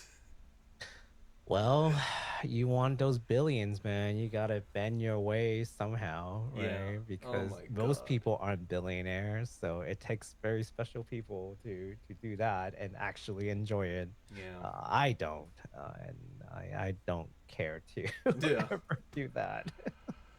Oy. I'm happy with where I am. So on the lighter side, Hmm. what was what was your gateway anime and what drew you to it? Gateway anime. Yes. I I think grew up that. in. Oh, sorry. Go ahead. I No. want to contextualize this. A lot. When Mhm. I say what was your first anime, the answer for everyone is Pokemon or Dragon Ball. But I No. don't feel like that for many people. That's not what Hmm. drew them into watching anime as a hobby. And so I like to phrase it this way because it's kind of like which one really connected with you first. Oh, that's fair. Well, anime has always been part of my life, as long as far back as I can remember, which is why this is a little hard to answer, Hmm. because, you know, okay, so again, for context, I grew up in Asia. I grew up in Mm-hmm. Hong Kong, Mm-hmm. and as long as my furthest stretch of my memories go, before childhood amnesia kicks in, I Mm-hmm. was already watching anime. I was already a fan. It's just part of life. Of And course. unlike the West, anime is not necessarily seen as a thing that only kids will consume. Adults watch anime. It's just like a medium. It's Mm-hmm. just like watching a movie or watching a TV show. Like there's no difference. Obviously, that there are anime that's geared towards kids. Yes. But so are there TV shows and movies geared towards kids. Like there's no difference, right? So to us, it's just a different medium. Mm. And so that's why it's a little hard for me to answer, because it's always has just been there, It it's and I've always enjoyed it, and I'd never not enjoyed it. So a little hard to answer. But the thing that got me saying, I'm an anime fan, mm, is more of a product of how the West in the states, maybe the West is not fair. Just the states, anyways, mm, how they have sort of like group it and view it, and kind of force me to have to stand out and say I'm an anime fan. Because I think if I was in Asia, I would just say I enjoy watching anime and movies and TVs. I mm, simply enjoy media. Like I mm, don't have to say I'm an anime fan. mm, I don't need to. Like my mom watches anime, but she doesn't ever feel compelled to be like, I'm an anime fan.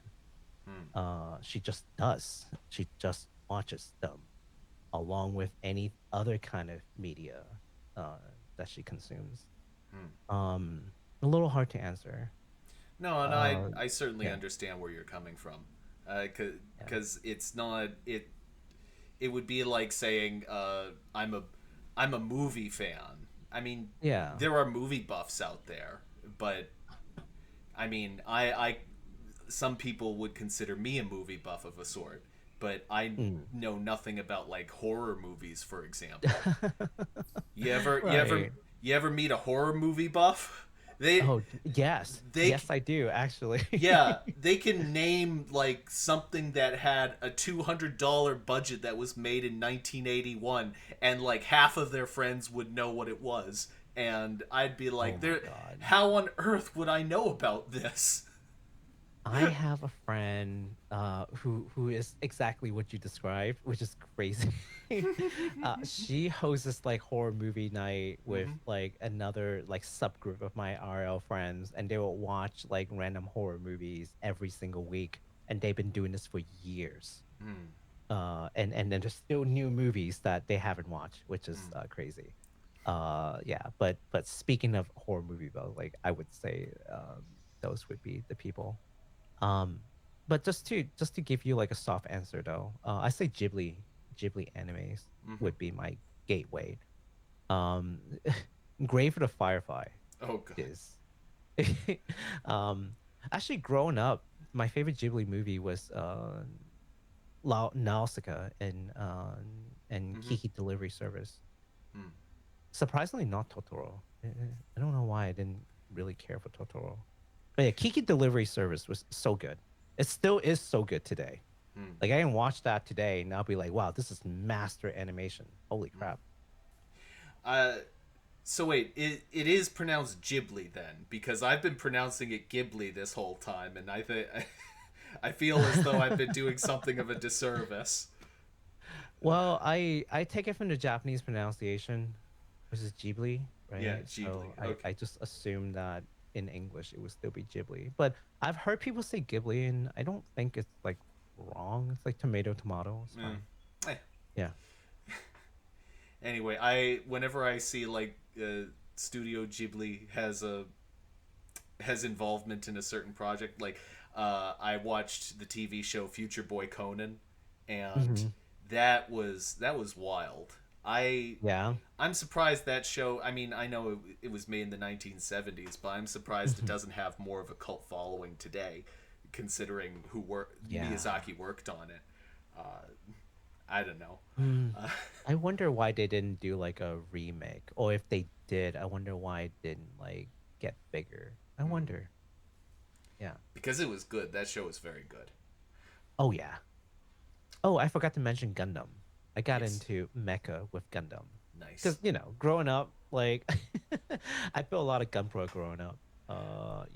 It's the I didn't care for cars. I wanted robots. I we, I actually built my first Gundam at that convention the other day. Oh, Yeah, you know the booth they had that had the little Gundam kits, and they just put them on the table, and you make your own little Gundam. Did you see that one? is it the Bandai booth? It may have been the Bandai. I think it was its own Hmm. store though. I think it was a separate store. Oh, it's a store. I Yeah. didn't see it because I didn't get to Anime NYC this year until Saturday afternoon. Ooh. Yeah, I had and I hate it because I bought like the full weekend pass too. Really? So I missed a bunch of things. Long story short, I started a new job and I didn't have PTO. I can only Yeah. take one day off, so it was either Friday or Monday. In retrospect, I should have picked Friday. But I picked Monday instead, and yeah, it was that. So it goes. Yeah, it's okay. Live and learn. Yeah. Yeah. So, sorry. So I know it's a little bit after the fact, but I typically ask this question: if you could go to an anime convention tomorrow, whom would you cosplay as? Ah, I have a very real answer for this one because I've been meaning to do it. I've just been too lazy and Mm-hmm. slash busy to do it. There is there's a GTA collaboration with Hololive and they did like a GTA 5 GTA Online Mm-hmm. collab where there's this streamer named Shirakami Fubuki. Mm-hmm. She dressed up in the game as like a fox, as a doctor that's like wearing one of those like lab coats with like a 3D like kind of fox mask on. Mm-hmm. So it's a fairly easy cosplay, Mm. I just need to wear like, dress shirt, dress pants, lab coat, which I actually bought, Mm-hmm. and all I have to do is print out and make that like Foss Max. Mm. And I even bought the PDF for it. I just never went and made the stupid mask. So if I have to go to a convention tomorrow and I have to cosplay something, it would 100% be that. Mm. And Nice. also a fairly easy cosplay to slap on, Mm. and so I appreciate that. I have a lot of Nice. cosplay friends, and they would do like 2 3 cosplays a day Wow.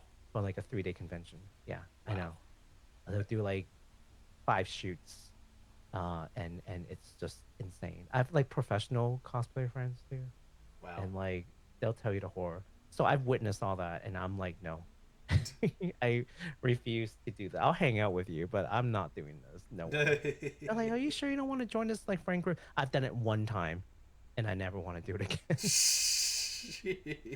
We did like a Gintama cosplay friend group, and it was fun. But exhausting. I keep getting stopped every 5 steps with this group. Imagine traveling down like a convention and every 5 steps or so, 3 people will be like, "Can I take your picture?" And then another 3 step, "Can I take your picture?" "Oh, sorry, I want to jump in and take your picture." It's going from point A to point B would have taken a 10-minute walk, ends up taking an hour. And I'm Wow. like, no, never again. not with you guys, anyways. So, uh, which game did you have the most fun playing on stream? On stream? Yes. Hmm. I, dear God, I hope it wasn't Peak. Otherwise, I put my foot in my mouth real bad. So you know what I really enjoy is this recent friend slop game where you climb mountains. I can't Ah, remember. I'm just you kidding. bastard. Actually, I mean, I enjoy playing Peak with Yeah. friends, and but more It, so because I was enjoying the company of the people, not the stream itself. in So in there's that. can I just say for the record, it does look like a fun game. It does really look like a fun game. That's all. No, but that's not my real answer. I'm just saying that Yes. I did enjoy the experience. Yes. The most fun game I played on stream. There's this stupid game from Japan called I'm a part-time worker. Mm-hmm. And I don't know why I just had so much fun playing that game on stream. Where you just go around beating the crap out of people who are being disorderly in your convenience store. Mm-hmm. That's the entire premise of the game. You're a part-time worker, and then there are people who are legitimate customers who are coming in to like buy stuff, and then there are ones who are being disruptive, and Mm. your job is to take a crowbar and smack them in the face, and then it'll be this like slow mo of whenever you hit them, and you get points for hitting ones who are actually causing disturbance, and then you get minus point if you hit customers that are just customers. So there's some like winning condition, and you can't let them be too disruptive, otherwise it's like a game over, right? So you have Mm-hmm. to like rush over and stop them from whatever they're doing. Hmm. I don't know why I had so much fun playing that stupid game. I don't know. I think that casual violence is hilarious. Uh, And every time you smack them, he says, "I'm a part-time worker." I don't know why that cracks me up. It's so stupid, but it worked.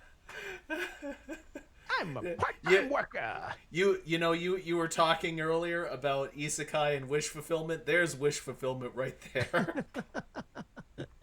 Oh, another thing that I enjoy doing what we called a roundtable stream, Mm. voice acting, where we will turn on like a visual novel, and then we'll do our best voices.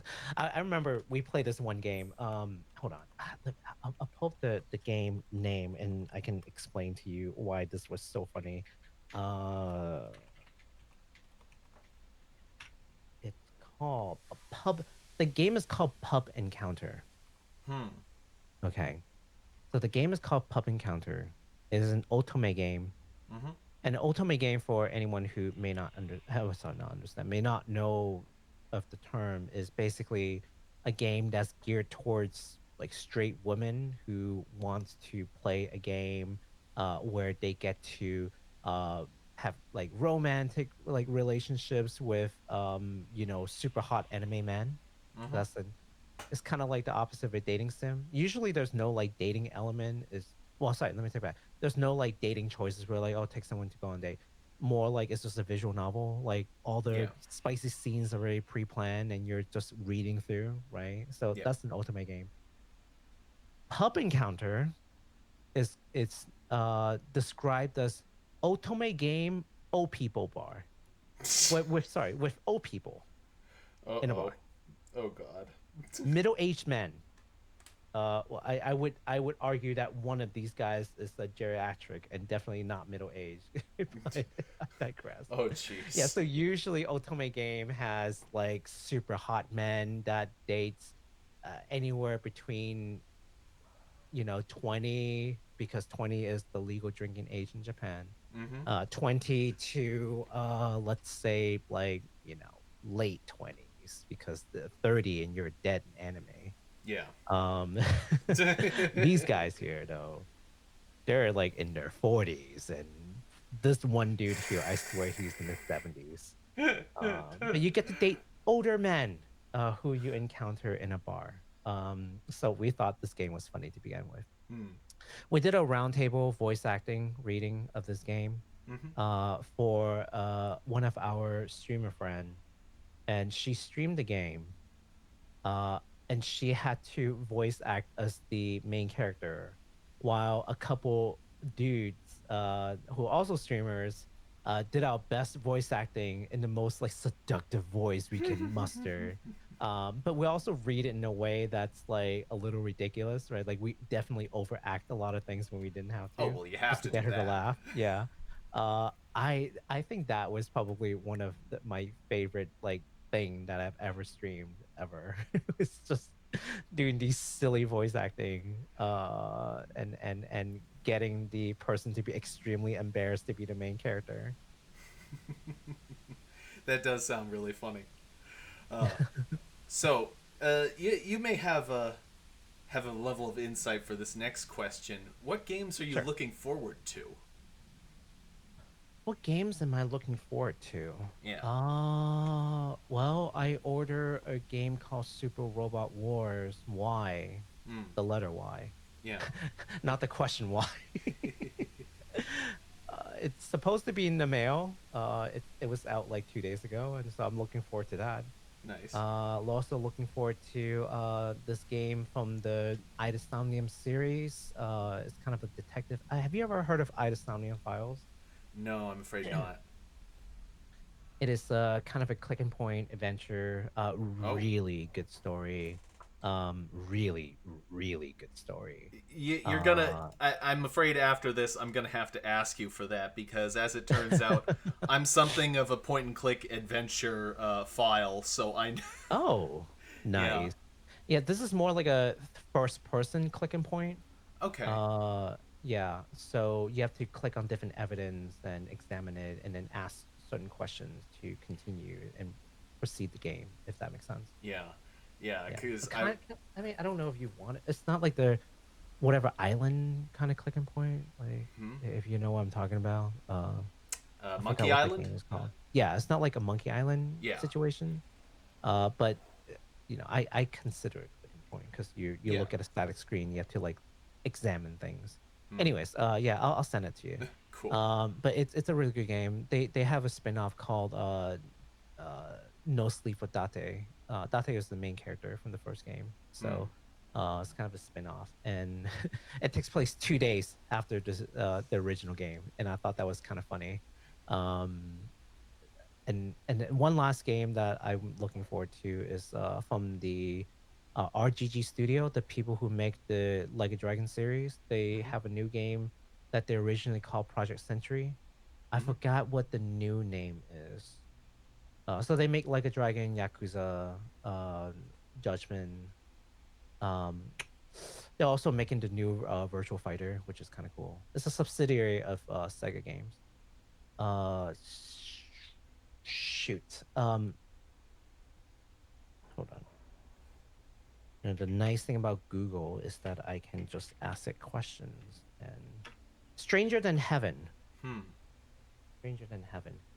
It's supposed to take place in like the early 20th century in Japan, like pre-war and post-war, Hmm. World War II Japan. Yeah. I think is what it's supposed to be because we haven't really seen it other than some you know trailers, like teaser trailers. Hmm. So we haven't really seen exactly what the setting is, why the game is set in that way. Not too much into the story yet, but I really look forward to it. The game looks fantastic. Nice. Uh, so I'm going to move on to the sort of spiritual second part of the interview, where I ask more random questions. Uh, Okay. which do you prefer, Elvis or the Beatles? The Beatles. I actually don't really know much about Elvis, so by default. I know Yellow Submarine, so that's 1 point for them. There you go, Yellow Submarine. I believe that's a Ringo. Uh, Are you trying to get the age out of me? No, I'm definitely not from Elvis and Beatles age. That's more like my mother's music. okay, what's a song you can't help but dance to when you hear it? I used to be a b-boy, Mm-hmm. and so if I hear any kind of like songs that has that kind of break beat, Mm-hmm. it would get my body going. Hmm. Oh, any kind of house music. I also dance house. Nice. Yes, but not a specific song per se. Of course. Yeah, What's your favorite chill out movie? that is a great question because I don't really watch movies. I'm like the opposite. When you're like, I'm a movie buff, I'm like, uh-oh. Well, I think of it like back when people used to watch whatever was on TV at the time. hmm Uh, Sometimes you would just flip to a station and it would just be in the middle of something, and you're like, you know what, I can vibe with this, and you'd sit and watch the rest of the movie. You know what used to do that to me, and I'm really gonna date myself here again. But Mm-hmm. sometimes I flip through the channel and I'll see like Stargate, Mm-hmm. and I'll just like, sure, whatever, I'll watch this. Nice. I'm like too lazy to do anything else. Okay, but like honestly, a chill out movie where I can just watch anytime, like yeah, like whenever. Mm, Probably another Ghibli movie, to be honest, because there you go. they're so lighthearted and well, okay, let me take that back. Most of them are Yeah. lighthearted. Yeah. So some of them have some of them some of them. Yeah, like Grave for a Firefly or like I don't know, what's that one with Princess Mononoke is probably not exactly Yeah. lighthearted. Uh, a lot of them are. There's this one actually. I don't know the English title, but it's about a lady who lives in the city and she's traveling back to her family home Hmm. for because that's what Japanese people do. Mm-hmm. So all the different people would well, okay, let me go even further back. Even in the States, a lot of people do that, where like they live in like in around New York City, but then like Thanksgiving they go back to like their family, wherever they're from, right? The travel season, Yeah. yeah. So sometimes like that, and it's just about this lady who works in Tokyo, and then it's like whatever holiday or something, and she's like going back, and as she's traveling back, like she's remembering all these like fun little memories of herself growing up, and like I just thought that was like super nice. So Hmm. I watch that anytime. Nice. Uh, what's something crazy you've always wanted to try doing? I threw this idea out before, and I'm serious about it. And one Mm-hmm. of these days, I want to actually do it. Mm-hmm. Um, I want to amass an army of VTuber friends Mm-hmm. from all different time zones, and I want to schedule them into a call-in stream for 24 hours. So basically, what would happen is you would get like people periodically dropping out because they're like falling asleep, and Oh every no, no, no, no, no! I would schedule them. ah So like for each of them, I'll have like a 5-10 minutes conversation, okay, yeah, and I I would see. talk to them for 24 hours, Wow, that would and be I'll do a charity stream. there you go. That would be pretty cool. Yes. So I'm throwing that idea out there to people right now. Wink, wink, wink, wink, Wink, wink, wink, wink. wink. Well, if you ever need a PNG tuber with less than 100 subscribers, I could care less about numbers. I've been in this space long enough. I really give two crap. I kind of figure Just as don't. much. So, Yeah. would you ever talk to a stranger unprompted in a public setting? Yes. Enough And I said. have. This one guy that I talked to one time, and this is true story. Mm-hmm. Uh, I was at a bar. I was waiting for a friend. This guy pulled up, next to me, in a nice suit and all. And we just started chatting. At first, he sounded kind of normal, but then there are certain things he says that are just like a little off.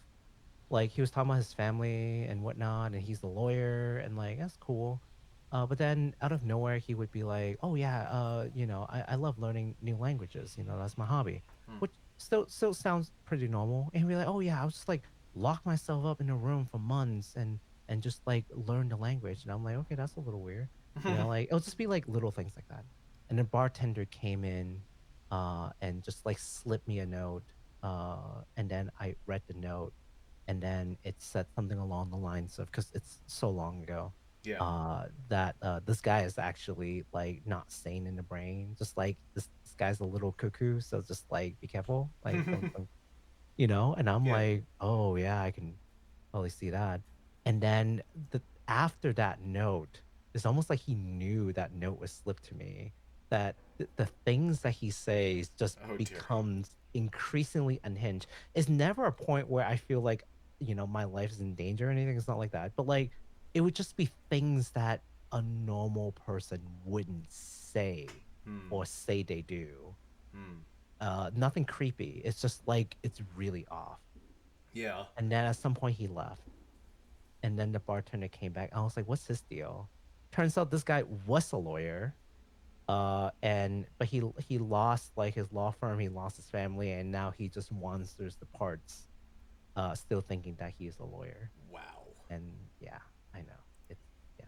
Anyways, talking to strangers, fun. Oh man, I will say that I've had my run-ins with unfortunate souls in kind of Yeah. not in that same way, but yeah. Yeah, the community feels bad for the guy, so they give him free drinks. Yeah. Well, not alcoholic drinks, like free. Like they also serve coffee, tea. Like they give him free drinks, That's one of the and like things. yeah.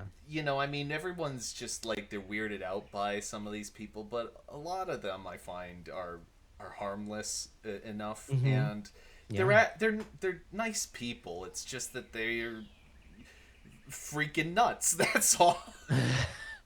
They don't live in the same reality that we embody, Yeah. and that's the only thing. But it doesn't stop them from being like harmless. Yeah. So yeah. So, which do you prefer, chess or poker?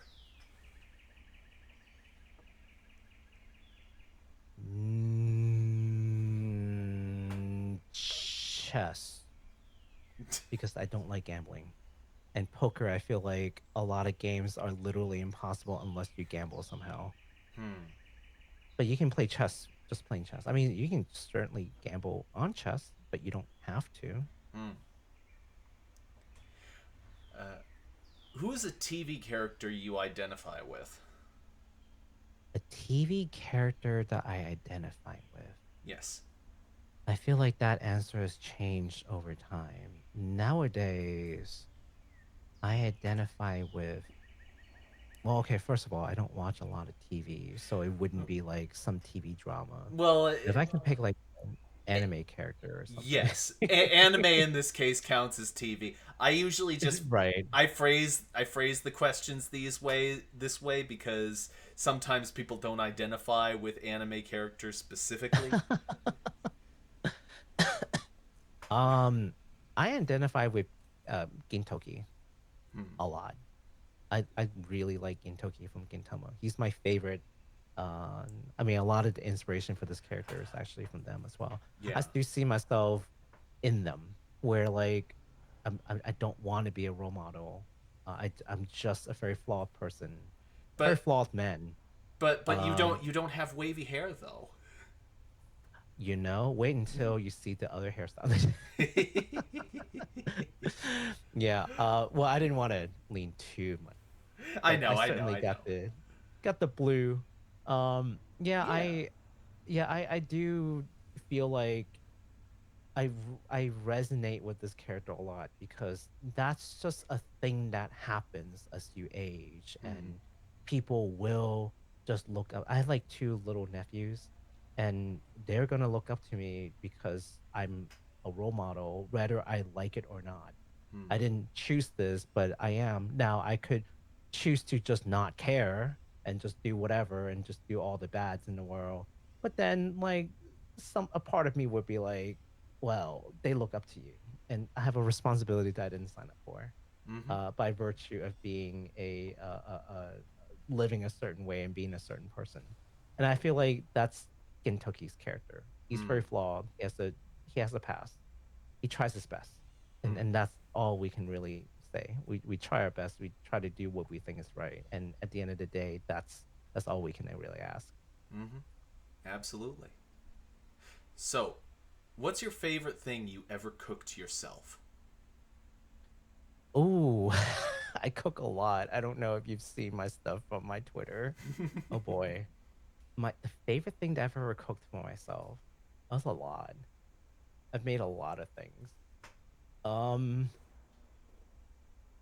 the thing that I'm most proud of would be this French onion soup that I made that was just delectable. Like we bought some really nice bone marrow, like beef bone marrow. We threw that in there. Mm-hmm. This has got this natural, like gelatinous kind of quality, extremely decadent and rich. You could only have like a small bowl before you feel like, wow, this is a lot. But the amount of flavor in that was like even a little too intense. That's one. Making my first ramen Mm. from scratch, I Wow. think was a proud achievement. Oh no, no, no, no, no! I know what it is now. I know what it is Hey, now. you're The cheating. first You time I can't give so many answers. okay, no, I'm kidding. I'm this kidding. one's the real one. This one's the real Yeah. one. Yes. This one's the real one. The first time I made a legitimate Instagram omurice. So there are different I. ways of making omelet rice, right? Yeah. You can make the sheet of egg and then just like put rice in and just fold it in, and that's perfectly good and pretty looking omurice, by the way, for people. Mm-hmm.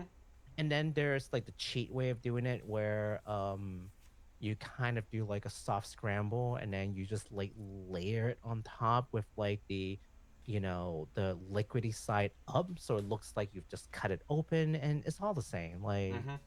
no people can barely tell the difference. Yeah. But the like Instagram, like the YouTube, like clips way of doing it is where you make this like liquidy packet of Mm-hmm. omelet, right? And you Mm-hmm. lay it on top of the rice and you like take this really sharp knife and you cut it from end to end and it just unfolds. And you put this like demi-glace sauce over it and it's like glossy and pretty. I did it one time. See, this is And how you know that you do a lot of cooking is that you immediately go your choice is for the egg, so it's not necessarily based around the flavor as much as it is the technical proficiency, which is that's what eggs they are all all taste the about. same. Yeah, I mean They all taste the the same. eggs all taste the same, but at the end of the day, the way that you prepare it is all about the technical proficiency. If you can cook an egg a million different ways, you can do anything. It's true. But yeah, I think that was my proudest moment. Hmm. It took so many trial and error, and I ate all of it. I didn't waste anything. Yeah. Each time I fail, I just had a plate of disappointment. Okay. Uh, so on the other side, what's the Mhm. worst thing you ever cooked yourself? Oh, easy. One time when I was really young, I tried to make this thing called the uh, was it a lime cream tequila pasta, chicken pasta, which sounds delicious. Mm-hmm. And it probably would be had I done it correctly. Mm. I didn't understand how to, mix cream and lime juice without it like Curdling. curling up. Yeah. And so I really messed up. The texture was horrible and Ugh. the pasta was undercooked. It's just the chicken was overcooked. It was just disgusting, but not unedible. So I forced myself to eat the whole thing Oh. and I hated myself for making it. Never again. I swore to never mess that up again, and I haven't. But that sits in my brain rent free for the rest of my life of just the most disastrous thing I've ever made.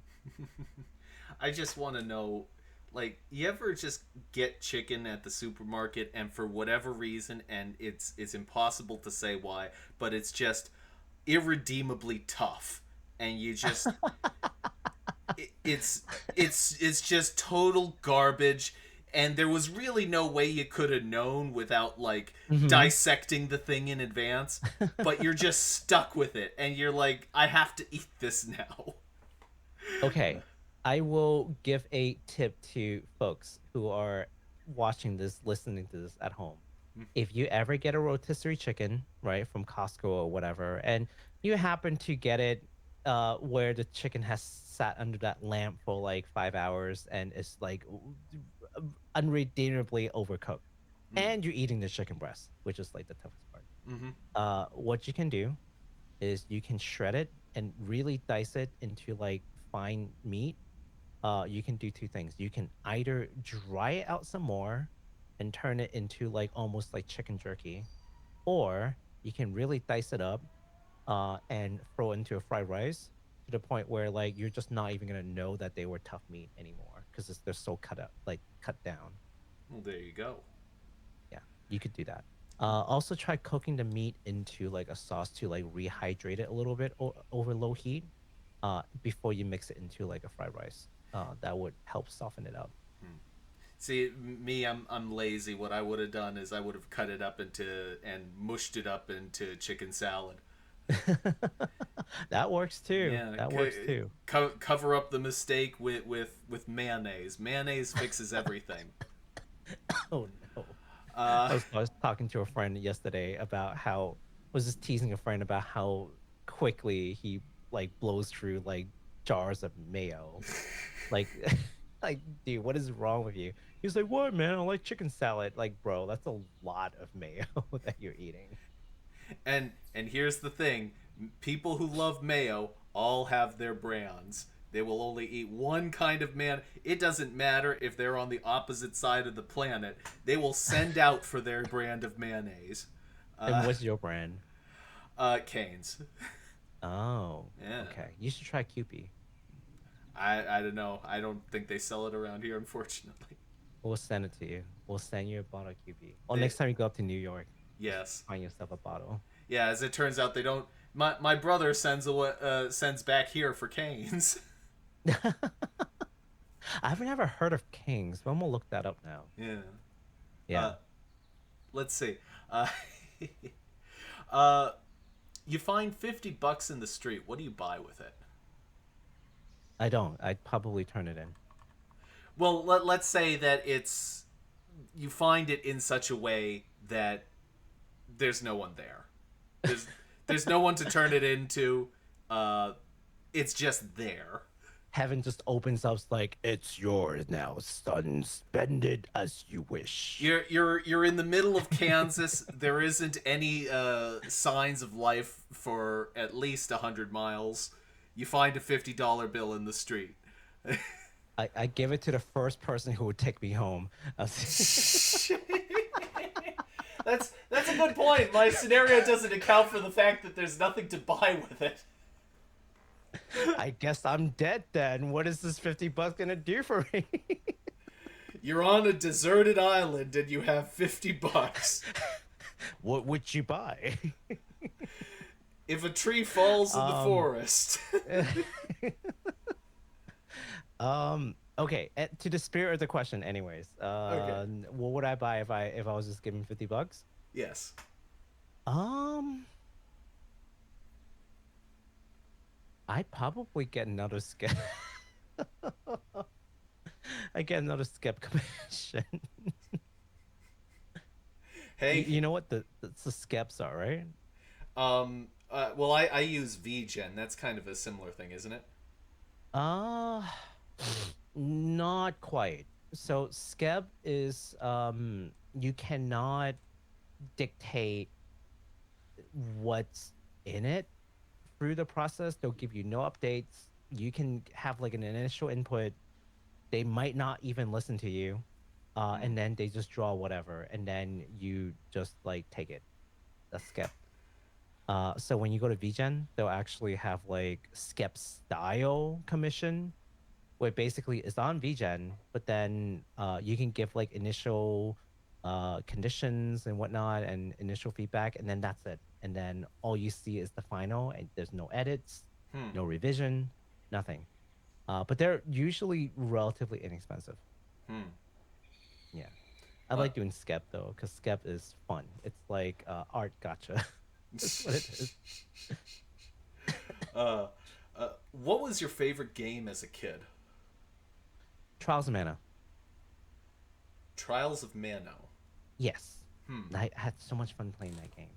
I've never heard of Um, it. Trials of Mana was on the Super NES. I am dating myself. um, it's a game on the Super NES where you get to at the time it's very novel Mm-hmm. because if you think about like a typical JRPG like Final Fantasy, right? Mm-hmm. There's set main characters Mm-hmm. and the set stories more or less. For Trials of Mana, they did this thing that's really special, and I still think that not a whole lot of people have tried to do this. Basically, there are six main characters. Mm-hmm. You choose three, any three, Mm. and depending on who you choose and the order of which you choose them, the story is ever so slightly different, and the final boss you fight is ever so slightly different. Mm. Hmm. So that's already kind of cool. Then as you go through the story, you get to change your class of the character, and there's no change back. Once you pick something, you're committed to it. Yeah. And so trying different character combination and different class combination of how to play, that in itself was also pretty fun. The Hmm. story's relatively like short for an RPG. Mm-hmm. You can probably finish it in like 20-30 hours. Hmm. But it's pretty action packed too. Like it doesn't overstay. There are no long, boring dialogues. The story's really easy to understand. Hmm. And so I felt like it was just a really, and it's also as an action RPG, Hmm. old school action RPG. So for a kid, I just felt like it was a lot of replayability. Back then, games were expensive. You have to like Yeah. beg your parents to buy your game. So replayability mattered a lot more back then than today. Well, for Nowadays, I don't even have time to finish the freaking game. Like, never mind playing it again. well, I have good news for the nostalgic people in our audience. Games will very soon be very expensive all over again. Ugh.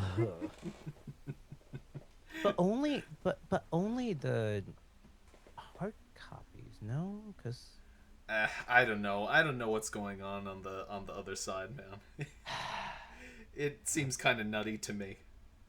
well, it will only affect people of a certain nation. So there's that. Yeah. If Yeah. you are a European viewer, for example, the price will go up, but inflation and not you know Yeah. because of shipping and Yeah. duties. Yeah. Anyways, yeah, happier news. Happier news. Oh boy. So if you could wake up with one talent tomorrow, what would it be? Can it be a superpower, or does it have to be like a real life talent? Um, go wherever you want with it. If it's a superpower, I want to time travel so bad. I want to time travel so bad. Oh I dear. I want to time travel so freaking bad. Are It, may I ask? Are you sure? yes, Because I absolutely. as someone who has seen time travel movies and shows and pretty much throughout any medium at all, it never ends well.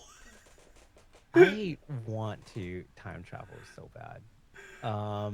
Because I enjoy people watching, and I want to observe people in the past and in the future.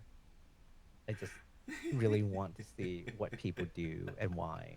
And so yeah, I Yeah. would definitely want to time travel. Not because I want to like go in the future and look at the lottery number, although that wouldn't be too bad. No, You it's see, more like you're already falling into the trap. I absolutely am.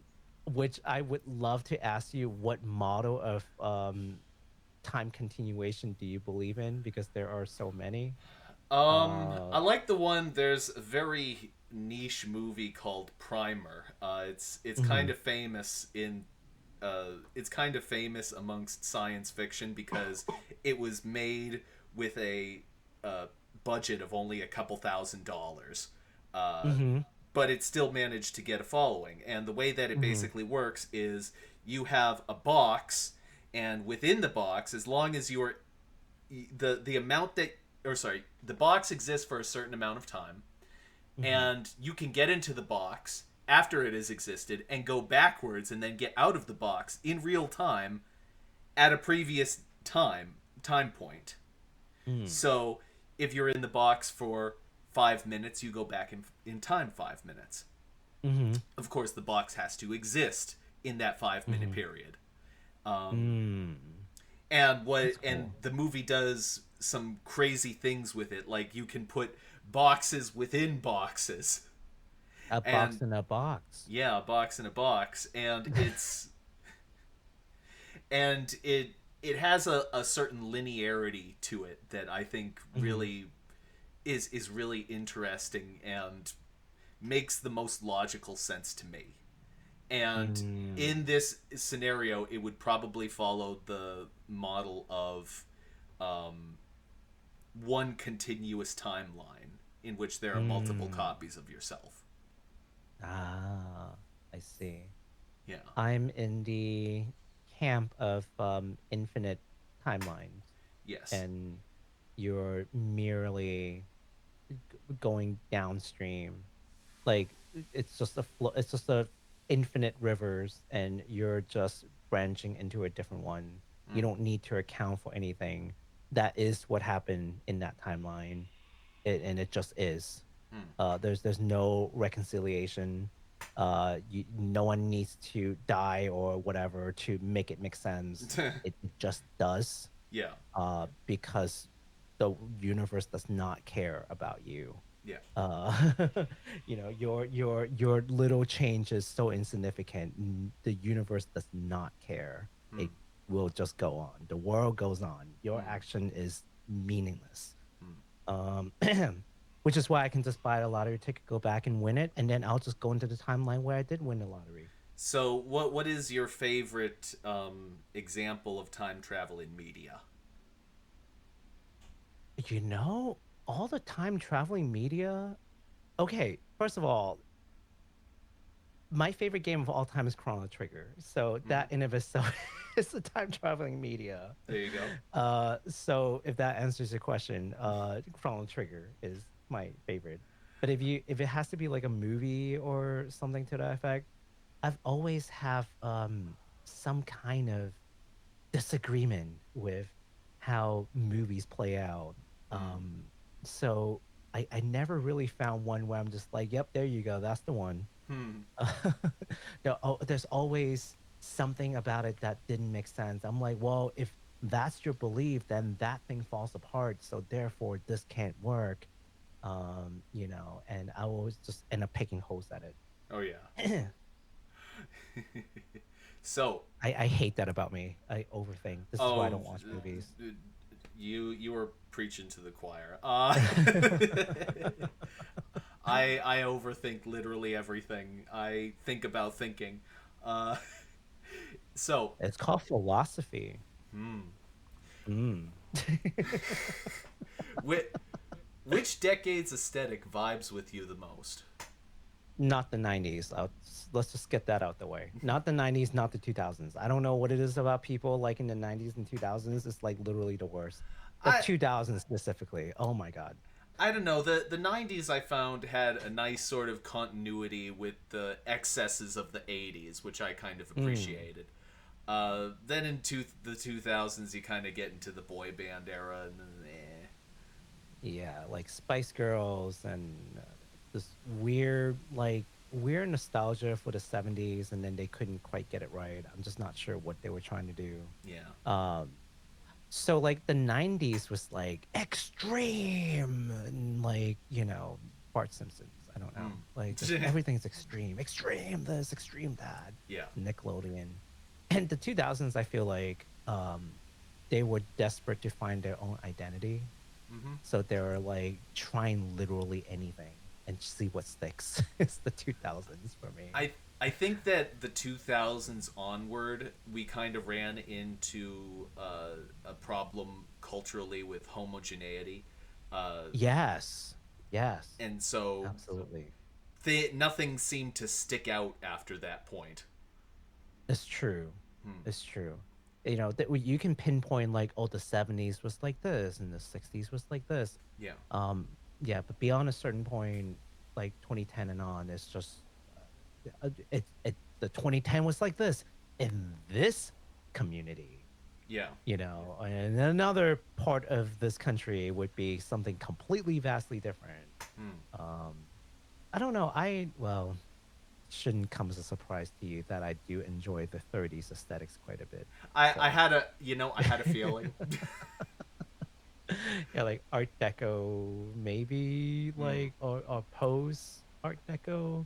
Hmm. You know, that Prohibition kind of like era. Well, the 30s into the 40s. Hmm. There's certain elegance to the way that people portray themselves. Hmm. Just the aesthetics. Okay, nothing else about that era. Just the aesthetics. Hmm. Um, Not that I would want to wear a suit every day. But hey, on a special occasion, why not? Absolutely. Uh, do you collect anything? Uh, yes, and I'm staring at them right now. Here we go. Uh, I have one, two, three, four, five, six, seven, eight, about 16 keyboards. There we go. So I'm a keyboard. I'm into the keyboard hobby. Okay, okay, okay, okay. What? Who? I What? also collect a lot of figures, which I'm surrounded by. So, keyboards. What's your Yes. brand? As far as like the board itself, the key switches or the keycaps. The switches. What's your brand of switch? Switches, HMX. Nice. I like clacky switches. I I. prefer clack. Yeah, people like thocky switches, and I'm like, that's Mm, fine. Like thocky probably get like Wuche Studio. I forgot what the switch was called, but like that's creamy as heck. mm. But like I like HMX. I like clacky keyboards. I had to learn a little bit about keyboards myself. I wanted to get a keyboard, so I knew nothing about it. I wanted to get a keyboard that was as quiet as humanly possible, but I also wanted a mechanical keyboard, so I ended up with cherry silent red switches, and it's pretty good. It's pretty quiet. I like it a lot. There are ones that are even quieter. That doesn't feel mushy when you click into it. Hmm. I could look that up for you. Because the trouble with silent switches is that when you press it, it doesn't feel very nice. It's like a Hmm. little mushy because of the cushioning, right? Uh, The dampener. I don't think that these are really cushioned that much. I haven't noticed any off-putting things about it. Uh, Yeah. I don't know. I mean, I don't. I Did am. you actually like custom build it? That's fun. Well, no, they. I didn't custom build this one. This was actually a pre-made model from Cherry itself. Ah, I Yeah, got it. yeah, it's nice Yeah, I though. like custom building. So I don't know if you can hear this, but Oh, I can do that. yeah, this is my this is my daily driver right now. Nice. It's a QWERTY key QK80 with Hoshimachi Suisei keycaps, and I forgot what switches I used on an Nice. FR4 plate. But yeah, I also collect a lot of figures, so there's that other thing. Nice. Miku figures mostly. Okay. I'm a huge Miku fan. I have Nice. like a whole case dedicated to just like Miku figures, and they're still coming from Ami Ami, which, by the way, with the shipping, really hurts. Okay. So how many are holding a leak? How many is holding a leak? Yes. One, Okay. actually. Just Just one. Okay. they all have different clothes and costumes that are all doing different things. The Okay. power of Miku, she can be anything. Okay. This is my final question of the interview. What's Okay, what smell reminds you of home? wonton noodles. Wonton noodles. Oh yeah, it's actually it's home in two cents. So my mom makes amazing wonton noodles. Mm-hmm. I think that her wonton noodles are better than the ones that you can get in in a typical Chinese restaurant, hands down. Not even close. Mm-hmm. And it's not because it's just my mother. Like I'm very brutally honest. There's certain things she makes that I don't really like. But when it comes to wonton noodles, that's it. Like I'm sorry. Like I don't even know what garbage these restaurants are serving. Like what is this trash? Like her wontons are just too good, and that kind of ruins it for me for a lot of places when I go out to eat. So in that sense, yeah. But also, as I mentioned that I grew up in Hong Kong, and Mm-hmm. the number one thing when they did this show, I think it was this Japanese boy band went to Hong Kong. They surveyed the people on the streets, like if you can recommend any foreigner to try a thing in Hong Kong, what would you recommend them? And the number one answer was actually wonton noodle, which is surprising. Hmm. So apparently, according to people in Hong Kong, wonton noodle is what the other answers were like dim sum, which is like a kind of like a Chinese breakfast thing. Mm-hmm. Egg tarts is another one, but wonton noodle was number one. So that special flounder, they use flounder for the soup base. So there's a very specific combination of scent from that soup Hmm. that definitely reminds me of home in both senses. Hmm. Well, that's all I had for this interview. Enzio, thank you very much for joining me. I've had a blast. Thanks And for having me. yes, and if you're watching from the audience right now, I will have links to all of Enzio's various socials in the description to this video, as well as in the side chat because side chat is link friendly and descriptions are not. Uh, Thank you once again for joining me. I hope we get to hang out again soon. Um, Absolutely. Well, I'll be setting up some like games and collabs in September. So if you're down to play some games, I Absolutely. promise you it won't be peak. Or if you want to play peak, you know, just saying. Unfortunately, if it was Peak, I'd have to buy Peak, but I would do it. I would do it. Uh, anyway, uh, I was your host Jack Jinseki, and joining me today was Enzio Argento. Bye bye, everybody. Goodbye. Can I wobble? Wobble. Okay.